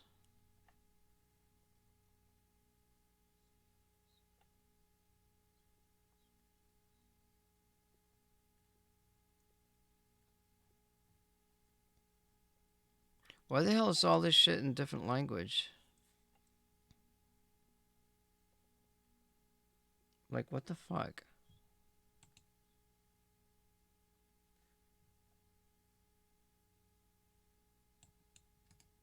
That noise is really annoying. I don't know why it's doing that.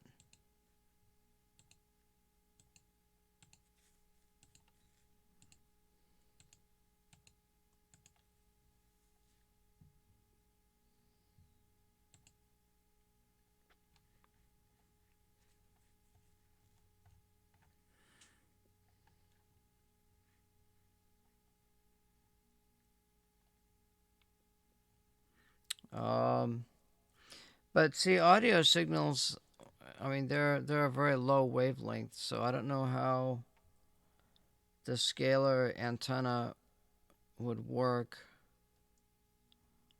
unless if there was a high frequency component involved, which I'm leading to believe it's not.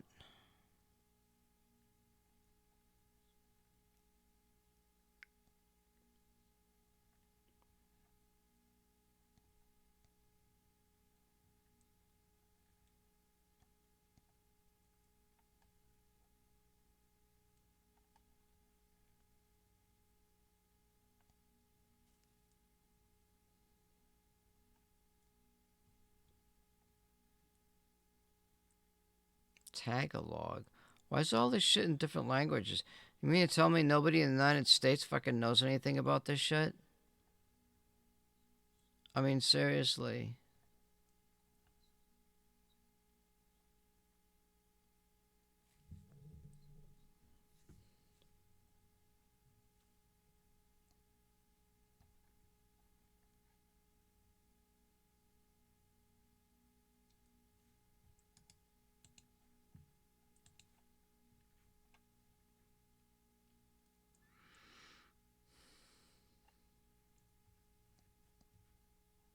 That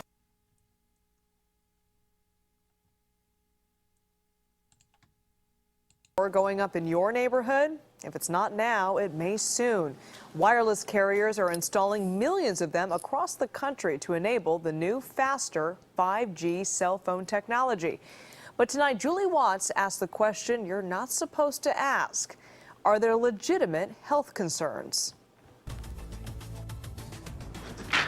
It's keeping John Heestand up at night. This new pole outside his bedroom window where Verizon will soon install a next-generation cell tower, just feet from a school. This would be a big tower pushing out radiation outside of our bedroom window, 24 hours a day, 7 days a week for many years. It's called a small cell or distributed antenna system, similar to this one in San Francisco. The industry says they're safe. Many in Piedmont aren't convinced. Our daughter as a cancer survivor. 13-year-old Sophia has been one of many petitioning the city council to deny this cell tower and others. I'm also a brain cancer survivor, and I am against the cell towers. I mostly talked about my cancer and how it affected me. But according to federal law, the city simply can't consider health concerns. It's outlined in this small section of the Telecommunications Act, based on science from 1996, to turn your phone on or off. back when this was the height of technology. But if cities do consider health, the cell companies can sue.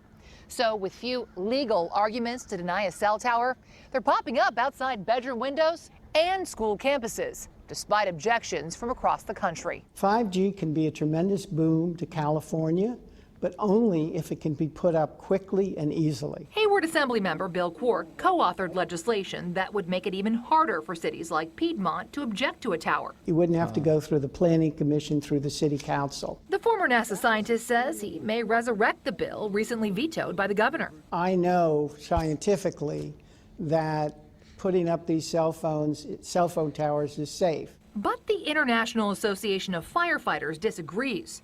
They began opposing cell towers on fire stations after firefighters complained of health problems. These firefighters developed symptoms. Dr. Gunnar Heuser conducted a pilot study on firefighters at a station with cell towers. And the symptoms included problem with memory, problem with intermittent confusion, problem with weakness. Heuser says their brain scans suggest even low-level RF can cause cell damage. No and he shit. worries about more vulnerable groups like kids. So we found abnormal brain function in all of the firefighters we examined. So, following lobbying by firefighters, Cork and his co-author exempted fire stations from their bill, making them one place cell companies couldn't put a tower. This is the first piece of legislation that I think anyone's aware of where somebody got an exemption because they were concerned about health. Did they tell you at all about the All study? I know is that when the firefighters ask,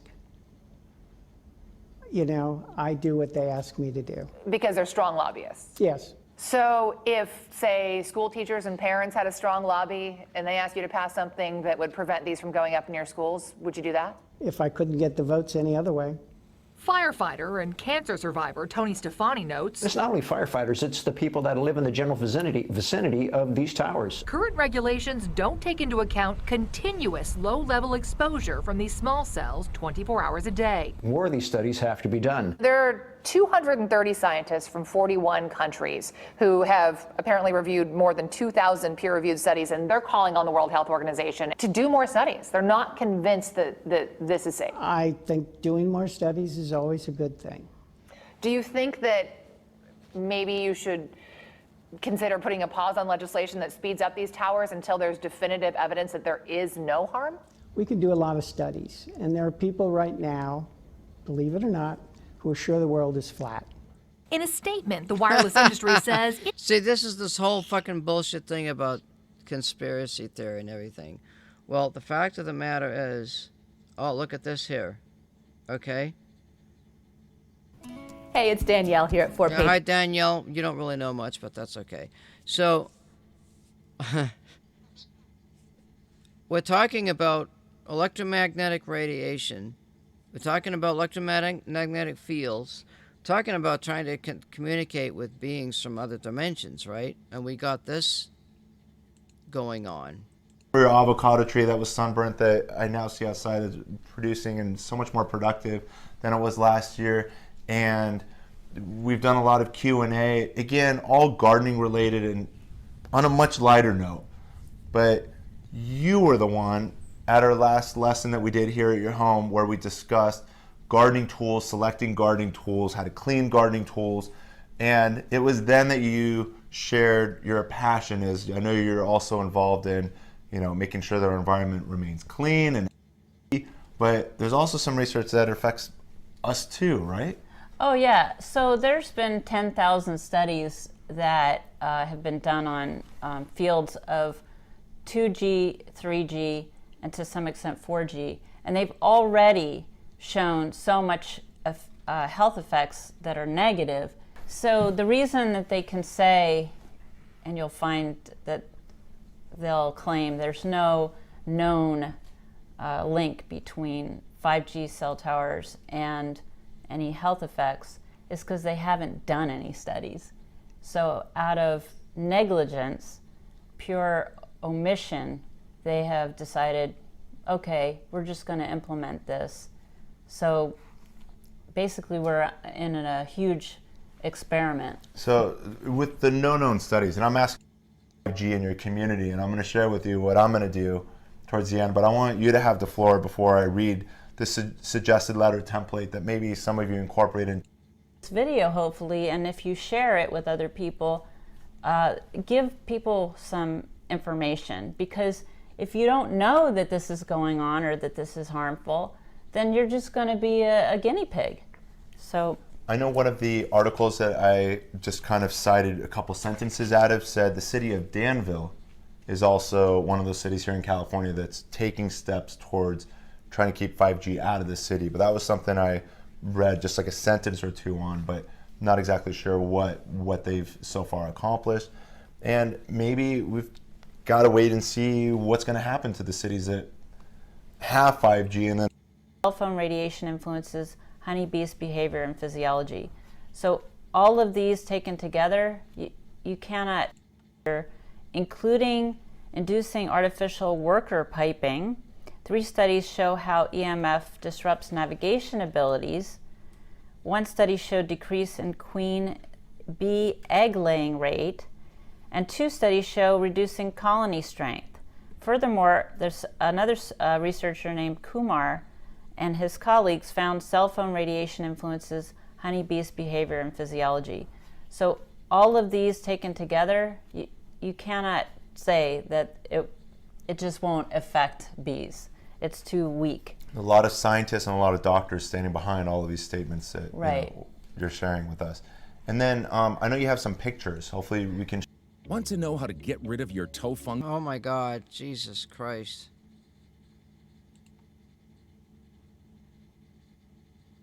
Pardon my French, but they put some sick fucking shit for advertisements on YouTube. The environmental factors that contribute to cancers.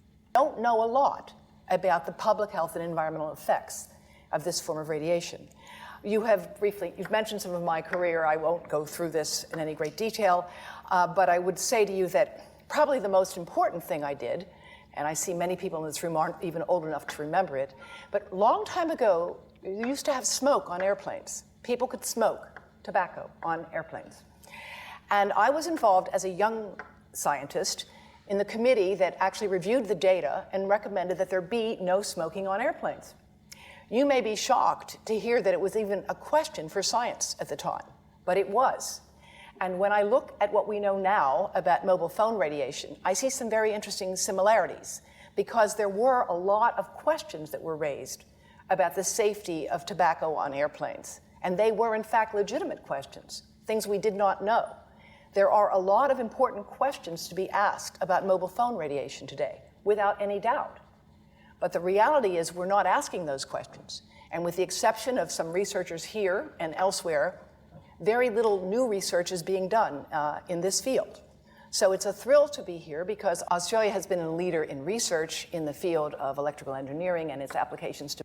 But because the head is smaller, it will absorb proportionally more. More recently, we have been working with colleagues at Porto Alegre with Environmental Health Trust, and we have developed three-dimensional modeling with anatomically based models using MRI to create the models with 1 millimeter voxels. And what we have done is to show the difference in radiation dose in heads of different ages and sizes. And I'll just show you one example here, coming from our colleagues at the Swiss National Institute of Technology, the ITIS, which have produced some of the most brilliant work in the world in this field. And they have shown here, of course, that there is going to be greater exposure, absorption into a younger head versus an older head. This is another item from their website of target tissue dose for the infant with using a system called the virtual family. Is there anyone here who's worked on the virtual family? Laboratory. This is showing you cellular damage that occurred in animals that were prenatally exposed to mobile phone radiation That's 1.8 gigahertz that up was here. produced by a computer simulating the mobile phone exposure under controlled conditions, right? And environment. We have an epidemic today. Well, let me tell you why. You would learn a lot from that, and they are doing that now in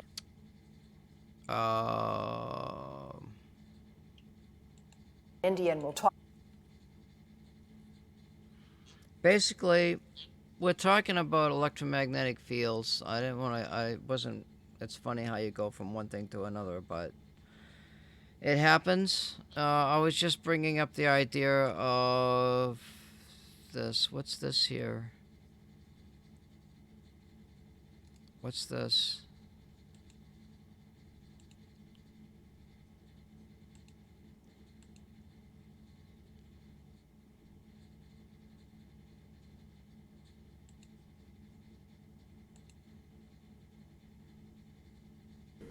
Okay.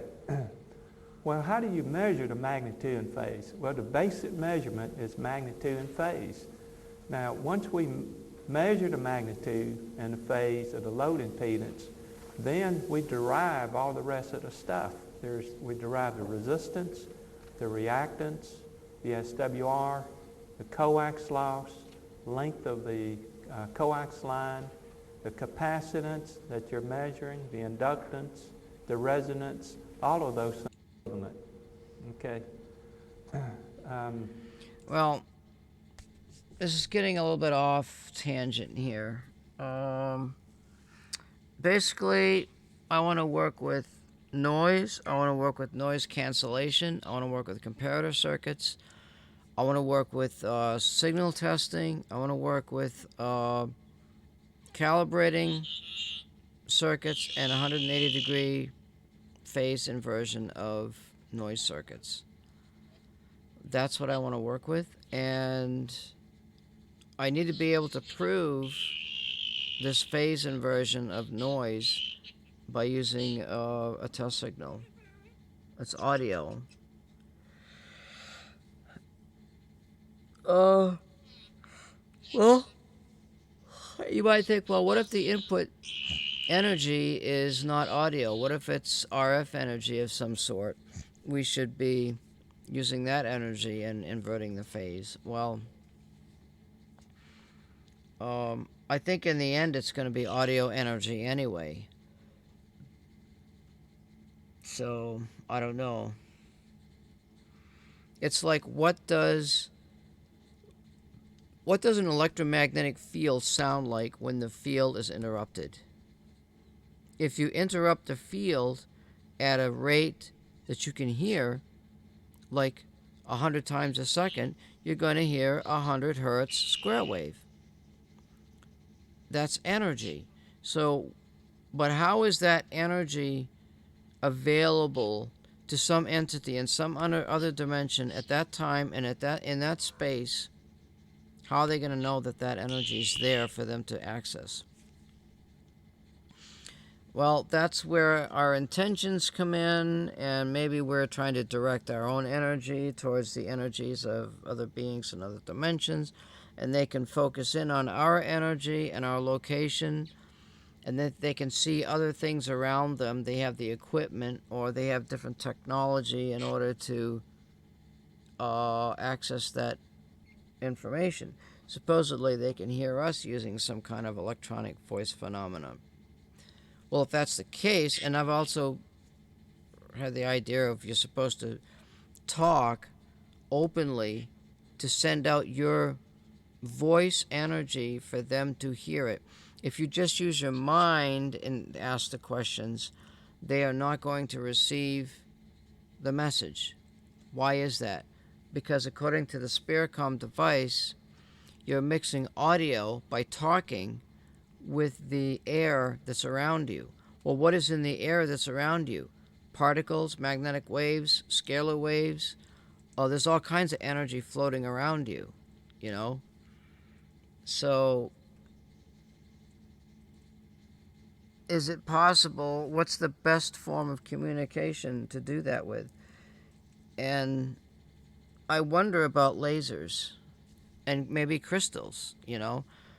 But if I have a crystal in front of me and I got laser light going into this crystal, then how is my voice energy going to go into that crystal? I could take a wire, I suppose. I could wrap the wire around the crystal so that my voice energy is converted back into the electromagnetic form into that crystal. Well, maybe that's an idea. Why this stuff's just popping into my head, I don't know. I happen to have some selenite crystals downstairs. Let's look up what crystals are best for audio filter. How to design a filter. See, they're using these filters have quartz in them.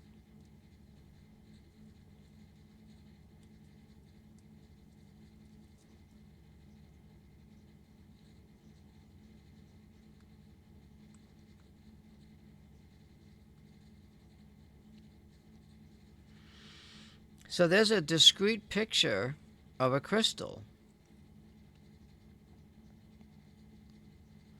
It's an RLC, a series RLC circuit with a parallel capacitor on the output there. Crystal, that's a crystal oscillator, quartz crystal.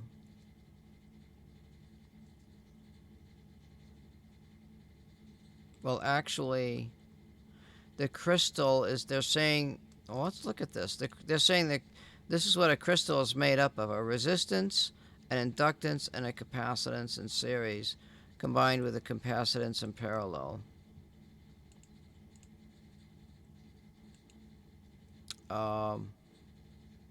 Yeah. Oscillator, the stable frequencies from 100 mechanically force them to vibrate at the certain frequency, then they can generate the AC signal of the same frequency, and this effect is known as the I don't know why piezoelectric the hell effect. I'm getting these foreign fucking And the people materials on my... which shows this effect are known as the piezoelectric materials. So Rochelle salt, quartz and the tourmaline are the few examples of naturally occurring crystals which possesses this piezoelectricity. And among these materials, the Rochelle salt has the maximum piezoelectric activity, meaning that for the given applied voltage, it generates the maximum vibration. But mechanically, it is weakest and it can break very easily. While on the other end, the tourmaline has the least piezoelectric activity, but it is strongest among the given list. While the quartz is the compromise between the piezoelectricity of the Rochelle salt and the strength of the tourmaline. And as it is very inexpensive and the easily available, it is the most preferred material in the crystal design. Now you might have seen this quartz crystal, which is often used in the electronic circuits.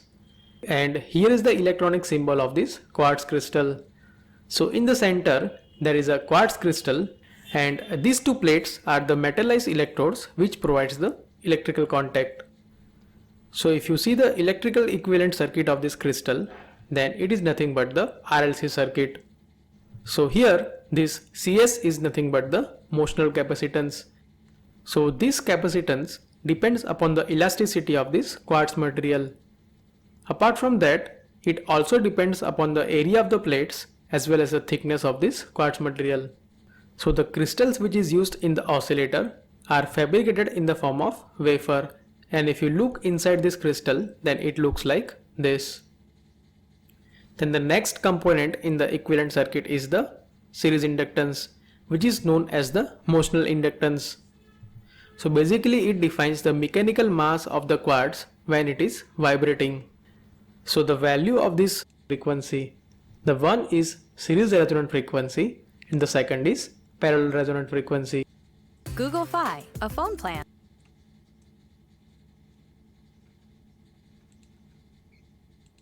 So while selecting the quartz crystal for the specific application, we need to decide at which resonant frequency we are going to operate this quartz crystal. So as you can see from the graph, at the series resonant frequency, the impedance offered by the crystal will be minimum, while at the parallel resonant frequency, the impedance will be maximum. And if you observe over here, between this series and the parallel resonant frequency, the impedance of this crystal will be inductive. While if you go above or below this series and the parallel resonant frequency, it will be capacitive. So the series resonant frequency can be given by this expression, that is Fs is equal to 1 by 2 pi under root Ls into Cs. While the parallel resonant frequency, parallel resonance mode, then it is operated between the series and the is used as an inductor. So by using this crystal at the parallel resonance, this feedback combination C1 plus C2. And if we assume we have a input and output capacitance across the... Well, that's just an interesting deal, huh? We're talking about, what's this one here?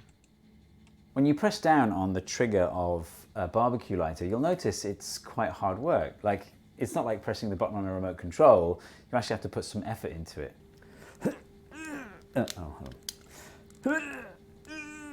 And there's a reason for that. When you press down on the trigger, you're working against quite a stiff spring, so that all that work you do is stored as potential energy in the compressed spring. And in front of that spring is a tiny hammer, so that when the mechanism finally gives way and the spring is released, all that potential energy stored in the spring is turned into kinetic energy in the hammer. The hammer then strikes a special kind of crystal called a piezoelectric crystal. And when you hit one of these things, it generates a voltage across the crystal.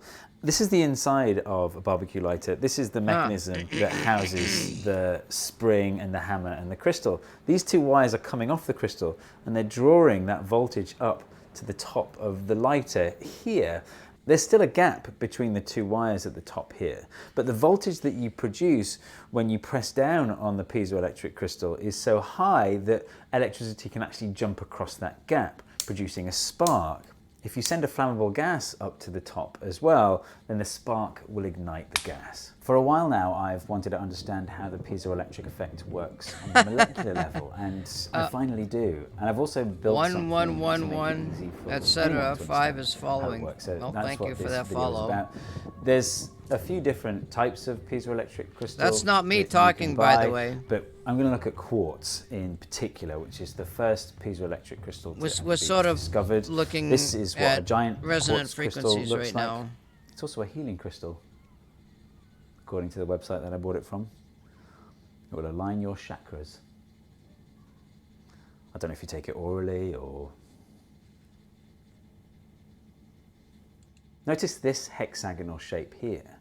It's actually a spiral going into the screen, but for simplicity, we're going to think of it as a ring. So these three crunchy peanut butter lids represent silicon atoms, and these three smooth peanut butter lids represent oxygen. So when you compress a crystal of quartz, you're squishing these hexagons. But crucially, the bond between oxygen and silicon isn't quite even. Like, the oxygen is a bit more aggressive in the way it holds onto its electrons. So the oxygens are a little bit negatively charged and the silicons are a little bit positively charged. So think about where the average of all the positive charge is in this diagram.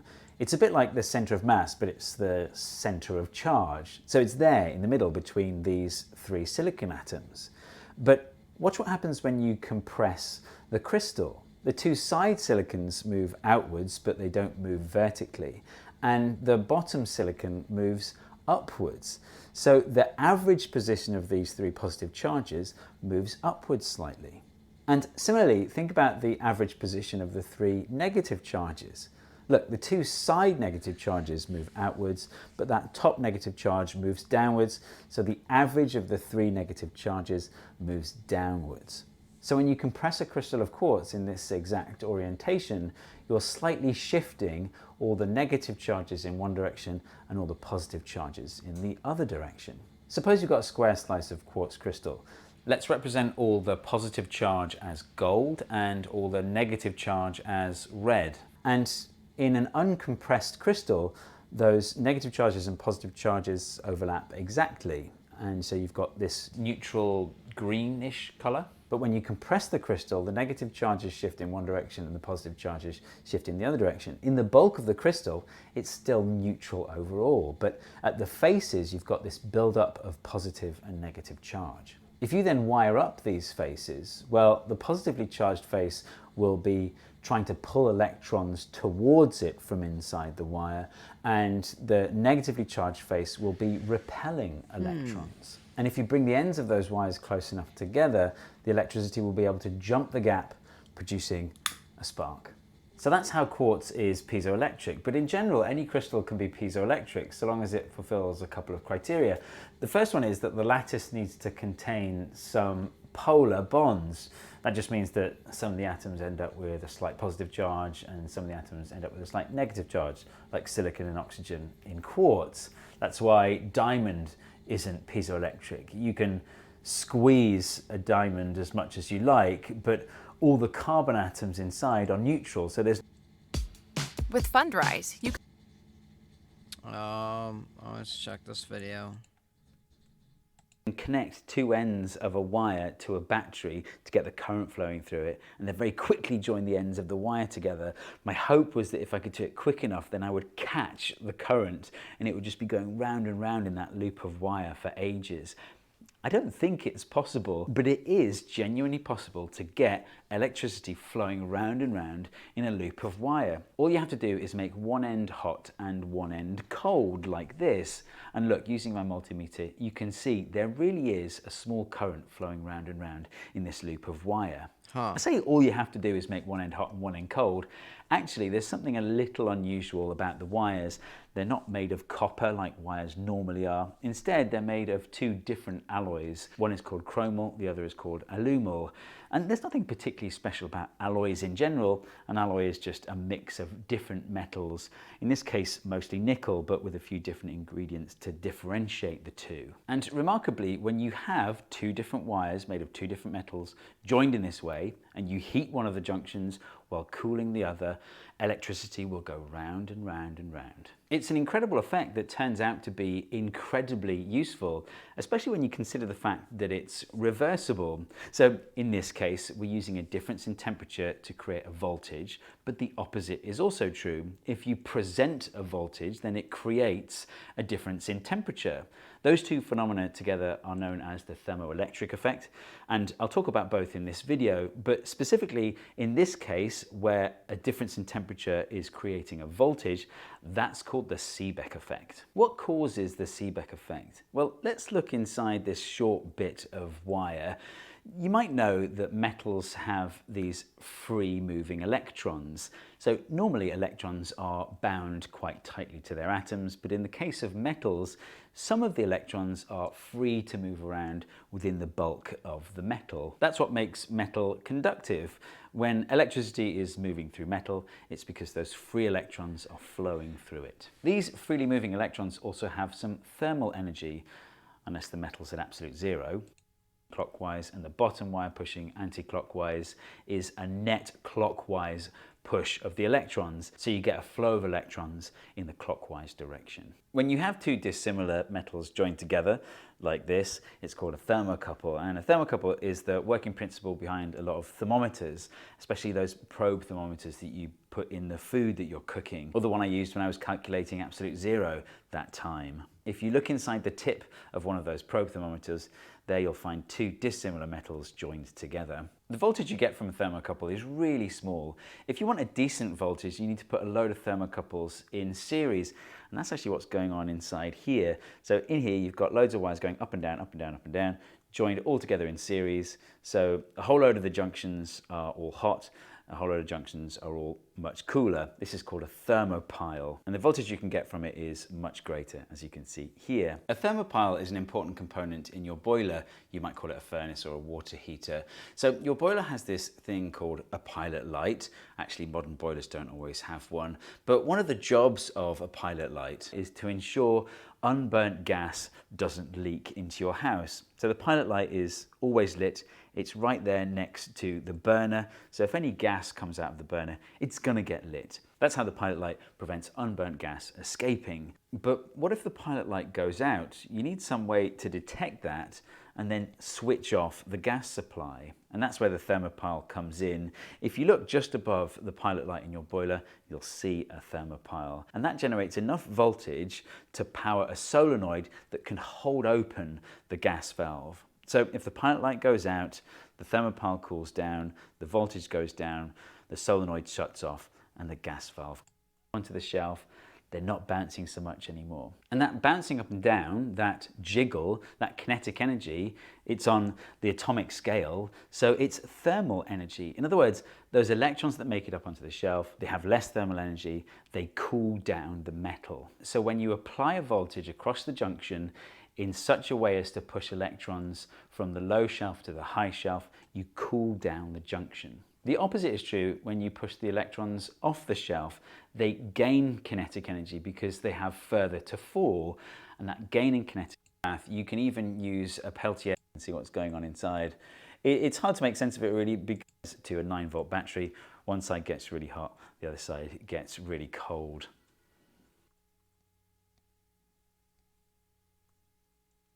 I'll pull this one apart so you can see what's going on inside. It's hard to make sense of it really, because you know, some bits have stayed stuck to the floor, some have stayed stuck to the roof, but hopefully you can see there's a whole load of thermocouples all in series with each other, and it's actually different semiconductors that are used in here as opposed to different metals. With a heatsink and a water bath, you can even use a Peltier element to freeze water. Electroboom made a video about Peltier elements a while back that's worth a watch, and I know that Alpha Phoenix is using Peltier elements in an upcoming video where he's trying to grow huge single crystals of water. So subscribe to Alpha Phoenix in advance so you don't miss it. It's a great channel anyway, so go and have a look. I'll leave a link to their channel in the description and on the end screen. So I thought I'd share some more Blinkist recommendations for you. Blinkist. Hey everybody, I have to begin this video with a huge thank you.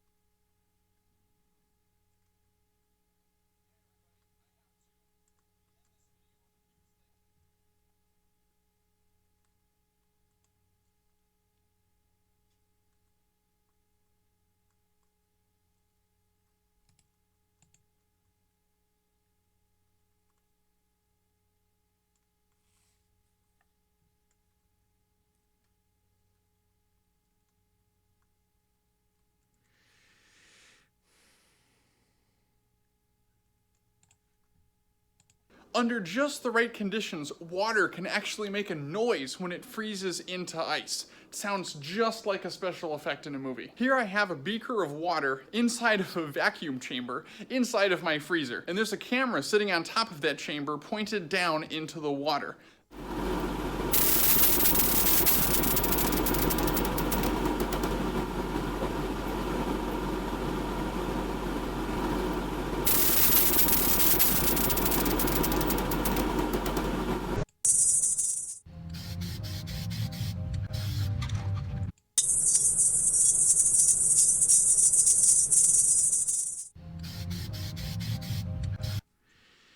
Oh, that's interesting.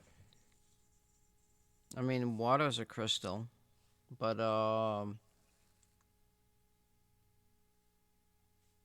yeah, I don't know. There's many different kinds of ideas. You know, I'm thinking about this. I'm thinking about putting a coil around a quartz crystal. I wonder if there's a way to do something with the crystal.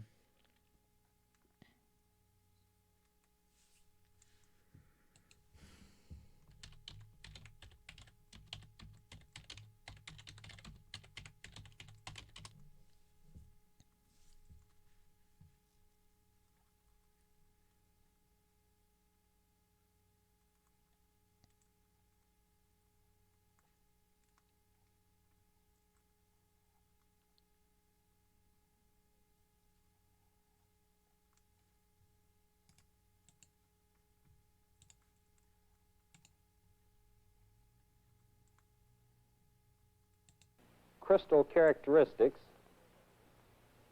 the frequency stability of crystals,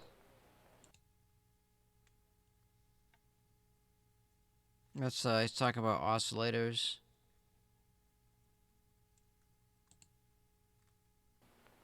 An oscillator capable of producing such an output is the crystal-controlled oscillator. We're not going to study the oscillator circuit in this lesson, but we will study the characteristics of the crystals used in such a circuit. And here I might add that the crystal will be used as the frequency determining device of the oscillator. A crystal used in oscillator circuits must possess a characteristic known as piezoelectricity, or the piezoelectric effect.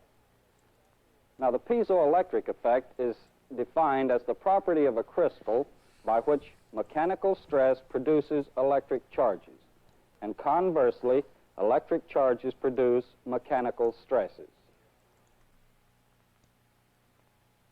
Now, this is saying nothing more than if a voltage is applied to the crystal, it will vibrate. The amplitude of these vibrations are much greater at one frequency than at any other frequency. Now, this one particular frequency is called the natural resonant frequency of the crystal. Now, let's look at some of the crystal substances that possess the piezoelectric characteristics.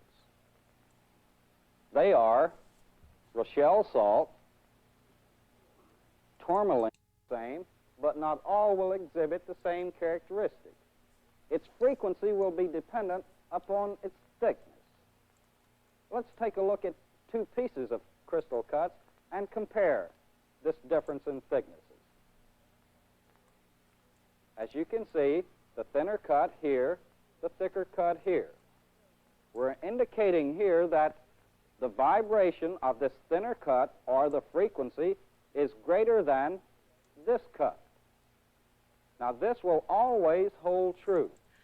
The thinner the crystal cut, the higher the frequency of oscillation. Now, there are a few other crystal cuts with better frequency stability, but these will not be discussed in this lesson. Now, when an extremely high degree of frequency stability must be maintained, the crystal will be placed in a temperature oven. A temperature oven is nothing more than a thermostatically controlled container used to maintain the crystal temperature in its proper range. And in doing so, of course, we have a high degree of frequency stability. Now, in order for a crystal to be used in an oscillator circuit, it first must be placed in a holder. Now, the crystal holder will support the crystal physically and provide the electrodes by which this voltage is applied to the electrode. The holder must allow the crystal maximum freedom of vibration at all times. Let's look at this drawing of a typical holder. The crystal will be placed in the holder between two parallel plates. Oh, that's those large. That's The plates have an air gap between them, 420 kilohertz. which allows room for the crystal to vibrate. 400 and some odd Now, these are the kilohertz. pins that will allow the voltage to be applied to the plate. That's like an IF And filter. also the pins will allow the crystal to be connected into a circuit. Now, so far we've seen the physical characteristics of the crystal. Let's now see how the crystal reacts electrically. To do this, we'll look at the electrical equivalent of a crystal and its holder. The crystal itself, when vibrating, acts very similar to a series resonant circuit containing resistance, inductance, and capacitance. Remember, this is when the crystal is vibrating. Now, when the crystal is placed in the holder, now because of the high Q, this would mean that the crystal would have better frequency stability. So the reason why I'm looking at this is, I guess if you have a large crystal, that would imply vibrating at a very low frequency. But it's not resonant. It's just this big ass crystal. It's not like a crystal that's it looks like they're cutting the crystals to be cut flat.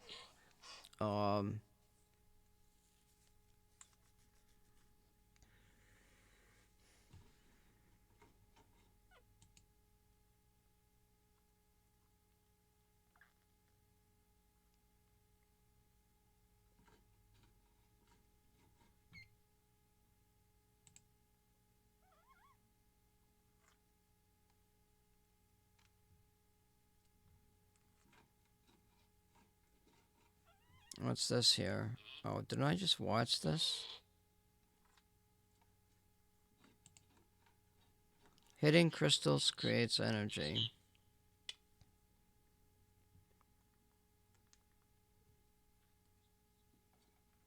Charging crystals with sound. This is a good, I watched this one before. That's these crystal bowls. But you can do this with metal too.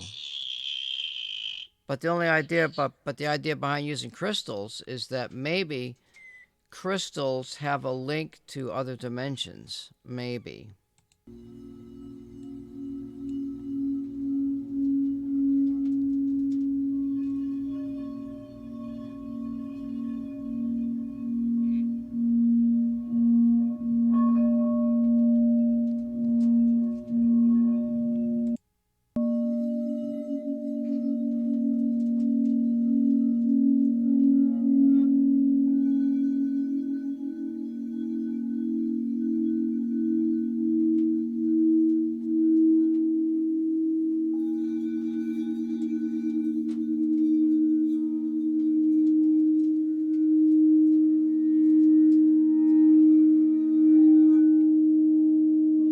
Make those things go too loud and they're gonna break. But that's interesting though. They're vibrating. These are vibrating at an audio frequency and they're crystals. What if there's a way to, yeah, I don't know. I wouldn't think there's a way for entities in other dimensions to access the energy directly from these crystal bowls and then transmute out the energy into audio. So that would be an idea of resonance in a crystal, except for if you have let's see, 1 kilohertz crystal.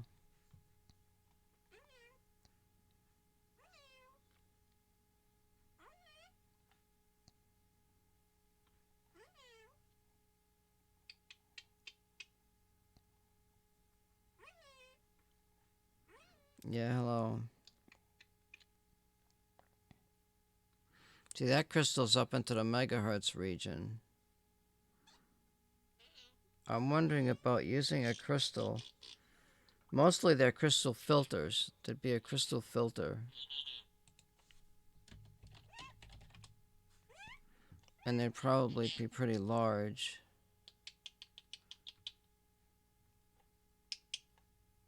I don't know if I have.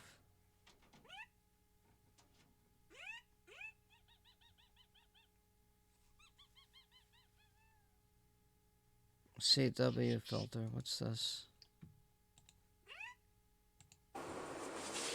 Yeah, g'day, it's Charlie, ZL2CTM. Well, I'm really hoping this video won't take too long. I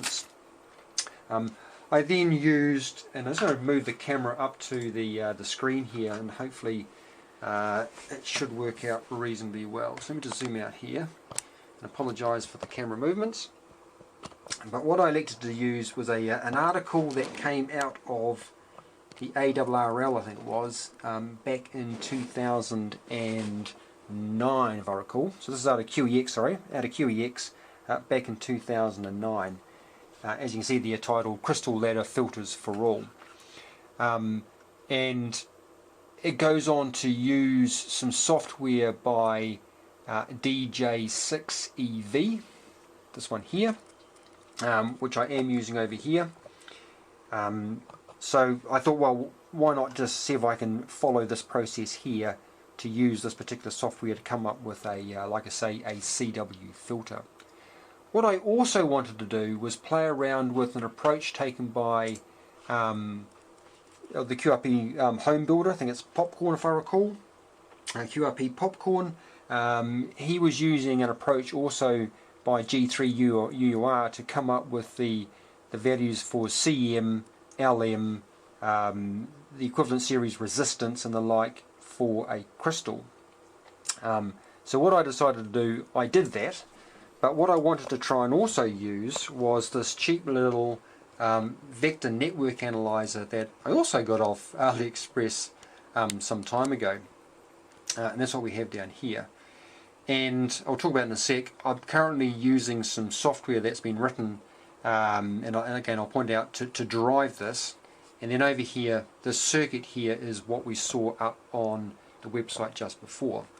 So if I was just to go through it, we have on either side 8 turns of number 26 gauge I used in the end for here and here. They are 8 turns trifilar winding on an FT 37-43. Just to quickly go through the circuit, this is what we have here. There goes those 2 trifilar wound transformers there into a 10.1 dB pad made out of a 4.7 and 2.2 ohm resistors. There goes our crystal under test, and also the series capacitor. I just used a polyester capacitor which used an external capacitance meter, turned out to be 45.35 picofarads. And also sitting over that is the ability to short circuit and take it out of circuit, and that's what you can see just here. So at the moment there's a link sitting in there. It's just a standard sort of socket, male and female, and obviously that's been short circuited there. So now open circuit, the capacitance circuit, and then if I was to short circuit it, it's now taken out of circuit. Right, full stop. So what I did then is I'll put this all up on the blog, so I'm just going to talk to it without going too much into it, because it's going to take way longer than I think people would like. But like I say, all these notes here we put up online. Step 1 is I shorted both the crystal holder and the capacitor. So I took the crystal out and also put in a short circuit. I then swept the circuit, like I say, with no capacitor and no crystal filter, just to work out what the overall loss was, or negative gain. I then used a capacitance meter to determine the crystal parallel capacitance that I needed, and then I went through 3 steps to record some various values. I swept the crystal with the capacitor in the circuit to get what I've called here just F cap, or the series resonant resistance, or in this particular case R. So C12 is on the outsides, and then the middle value is 1007 picofarads. And what I mean by that is this. So here goes the filter here. 1, 2, 3, 4 crystal filters.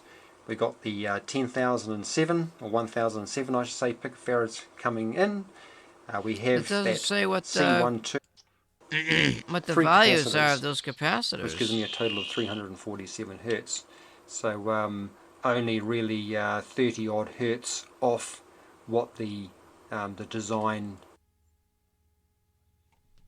But anyway, yeah, it doesn't tell you SSB crystal filter. Yeah, g'day, it's Charlie ZL. So I just want to spend some time, and earlier we're restricted into the oscilloscope.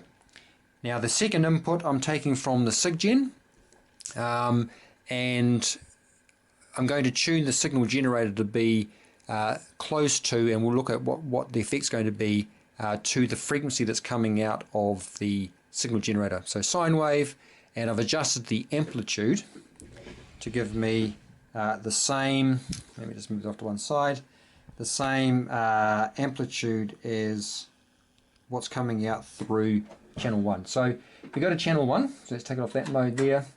Channel 1 is the output of the crystal oscillator, and channel 2 is the output, and I'll just trigger off 2, is the output of the signal generator. And I've adjusted the amplitude. Let me just turn that now because it's a bit annoying. Resistor to try and work out what the passband ripple was going to look like. In the end, I settled on 200 ohms, and I desoldered these, and in the place just used 2 FT37-43 transformers, and the turns ratio on those are out of the junk box, that's why the different colors, is 12. Insert and just see how it actually performs once it's configured as a super hit, and sort of see how it works in the real world. But like I say, more than happy and welcome.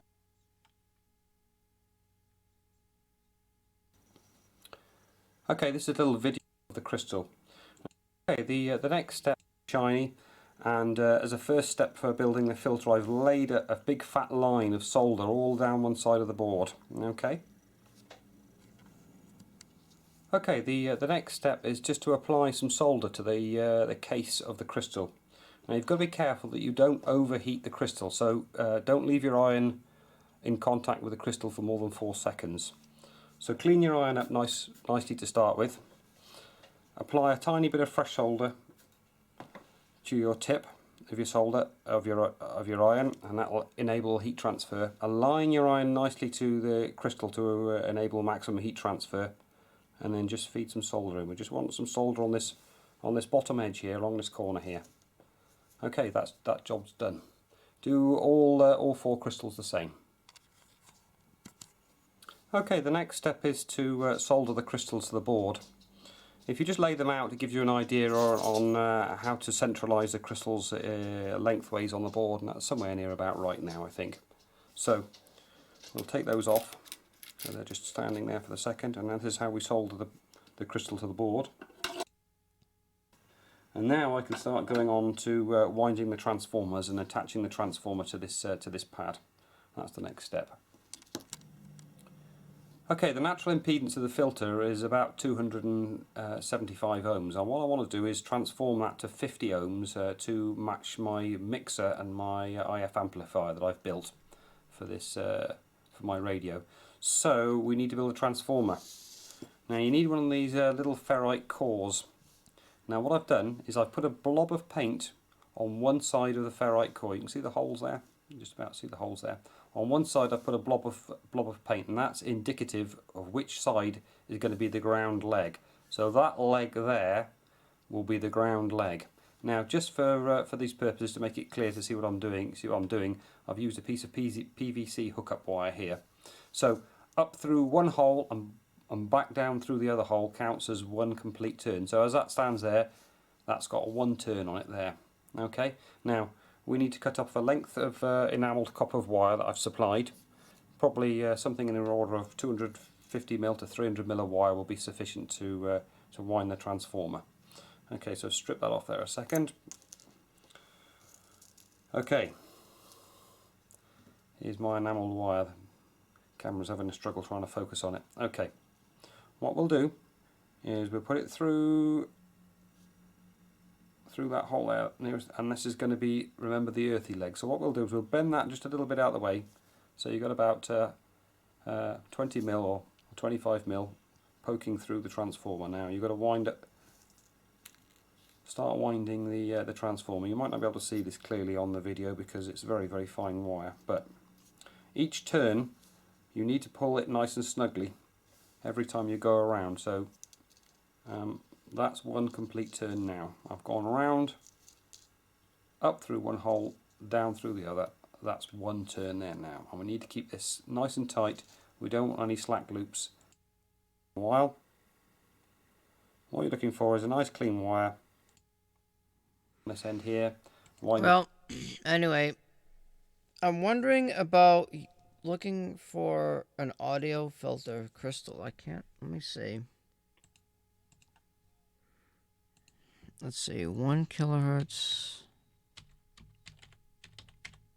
crystal.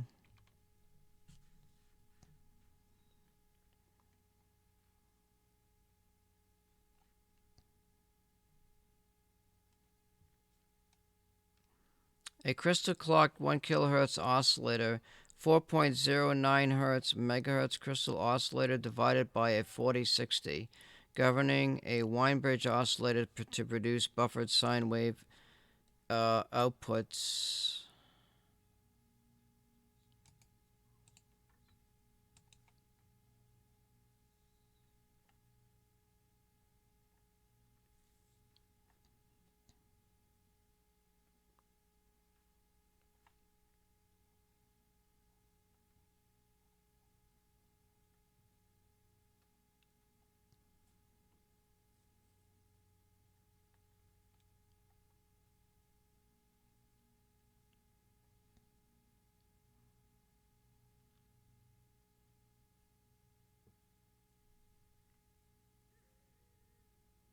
See, my question is, how do I retransmit signal back into the crystal? I can't do it with this.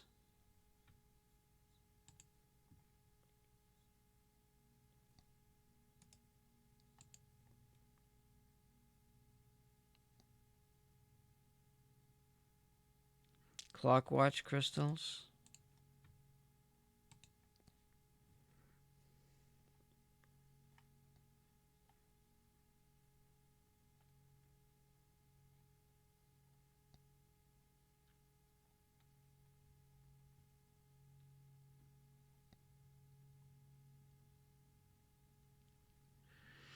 Every wristwatch and a cheap wall clock obviously has very accurate time base.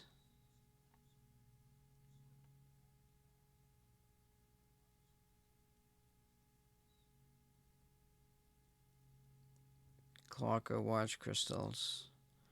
You can successfully divide 3268 by 2 and eventually you'll get to 1.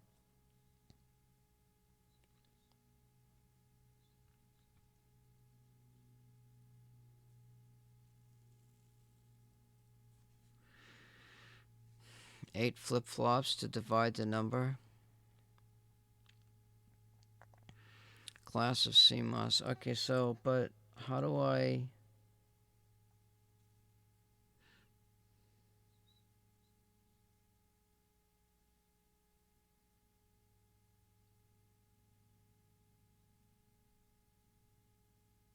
Yeah, this is not what I want.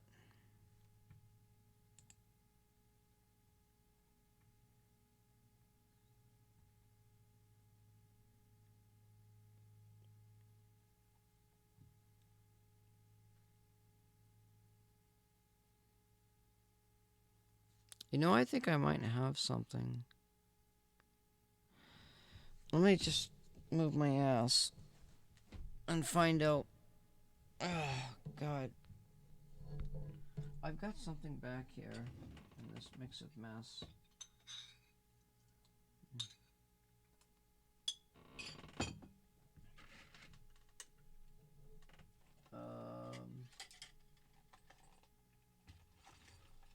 You know what?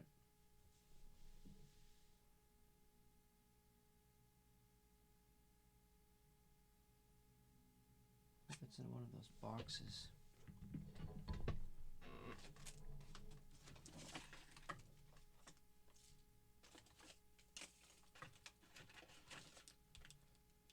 I've got a box that's got crystals in it.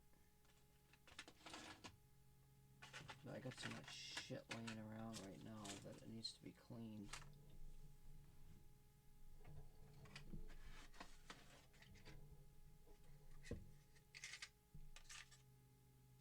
Me and my fucking projects, you know? I gotta go outside and do something.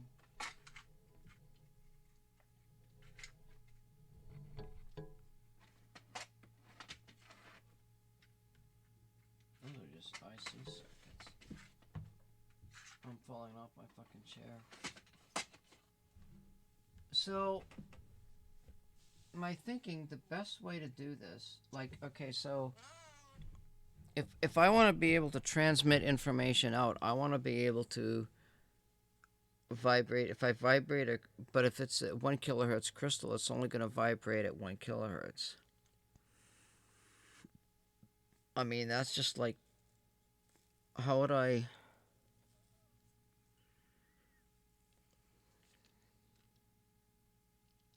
Yeah, I'm thinking of using this crystal, and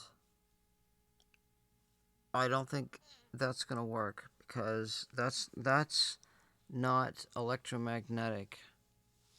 I think it's better to come up with an electromagnetic field transducer like I was originally thinking.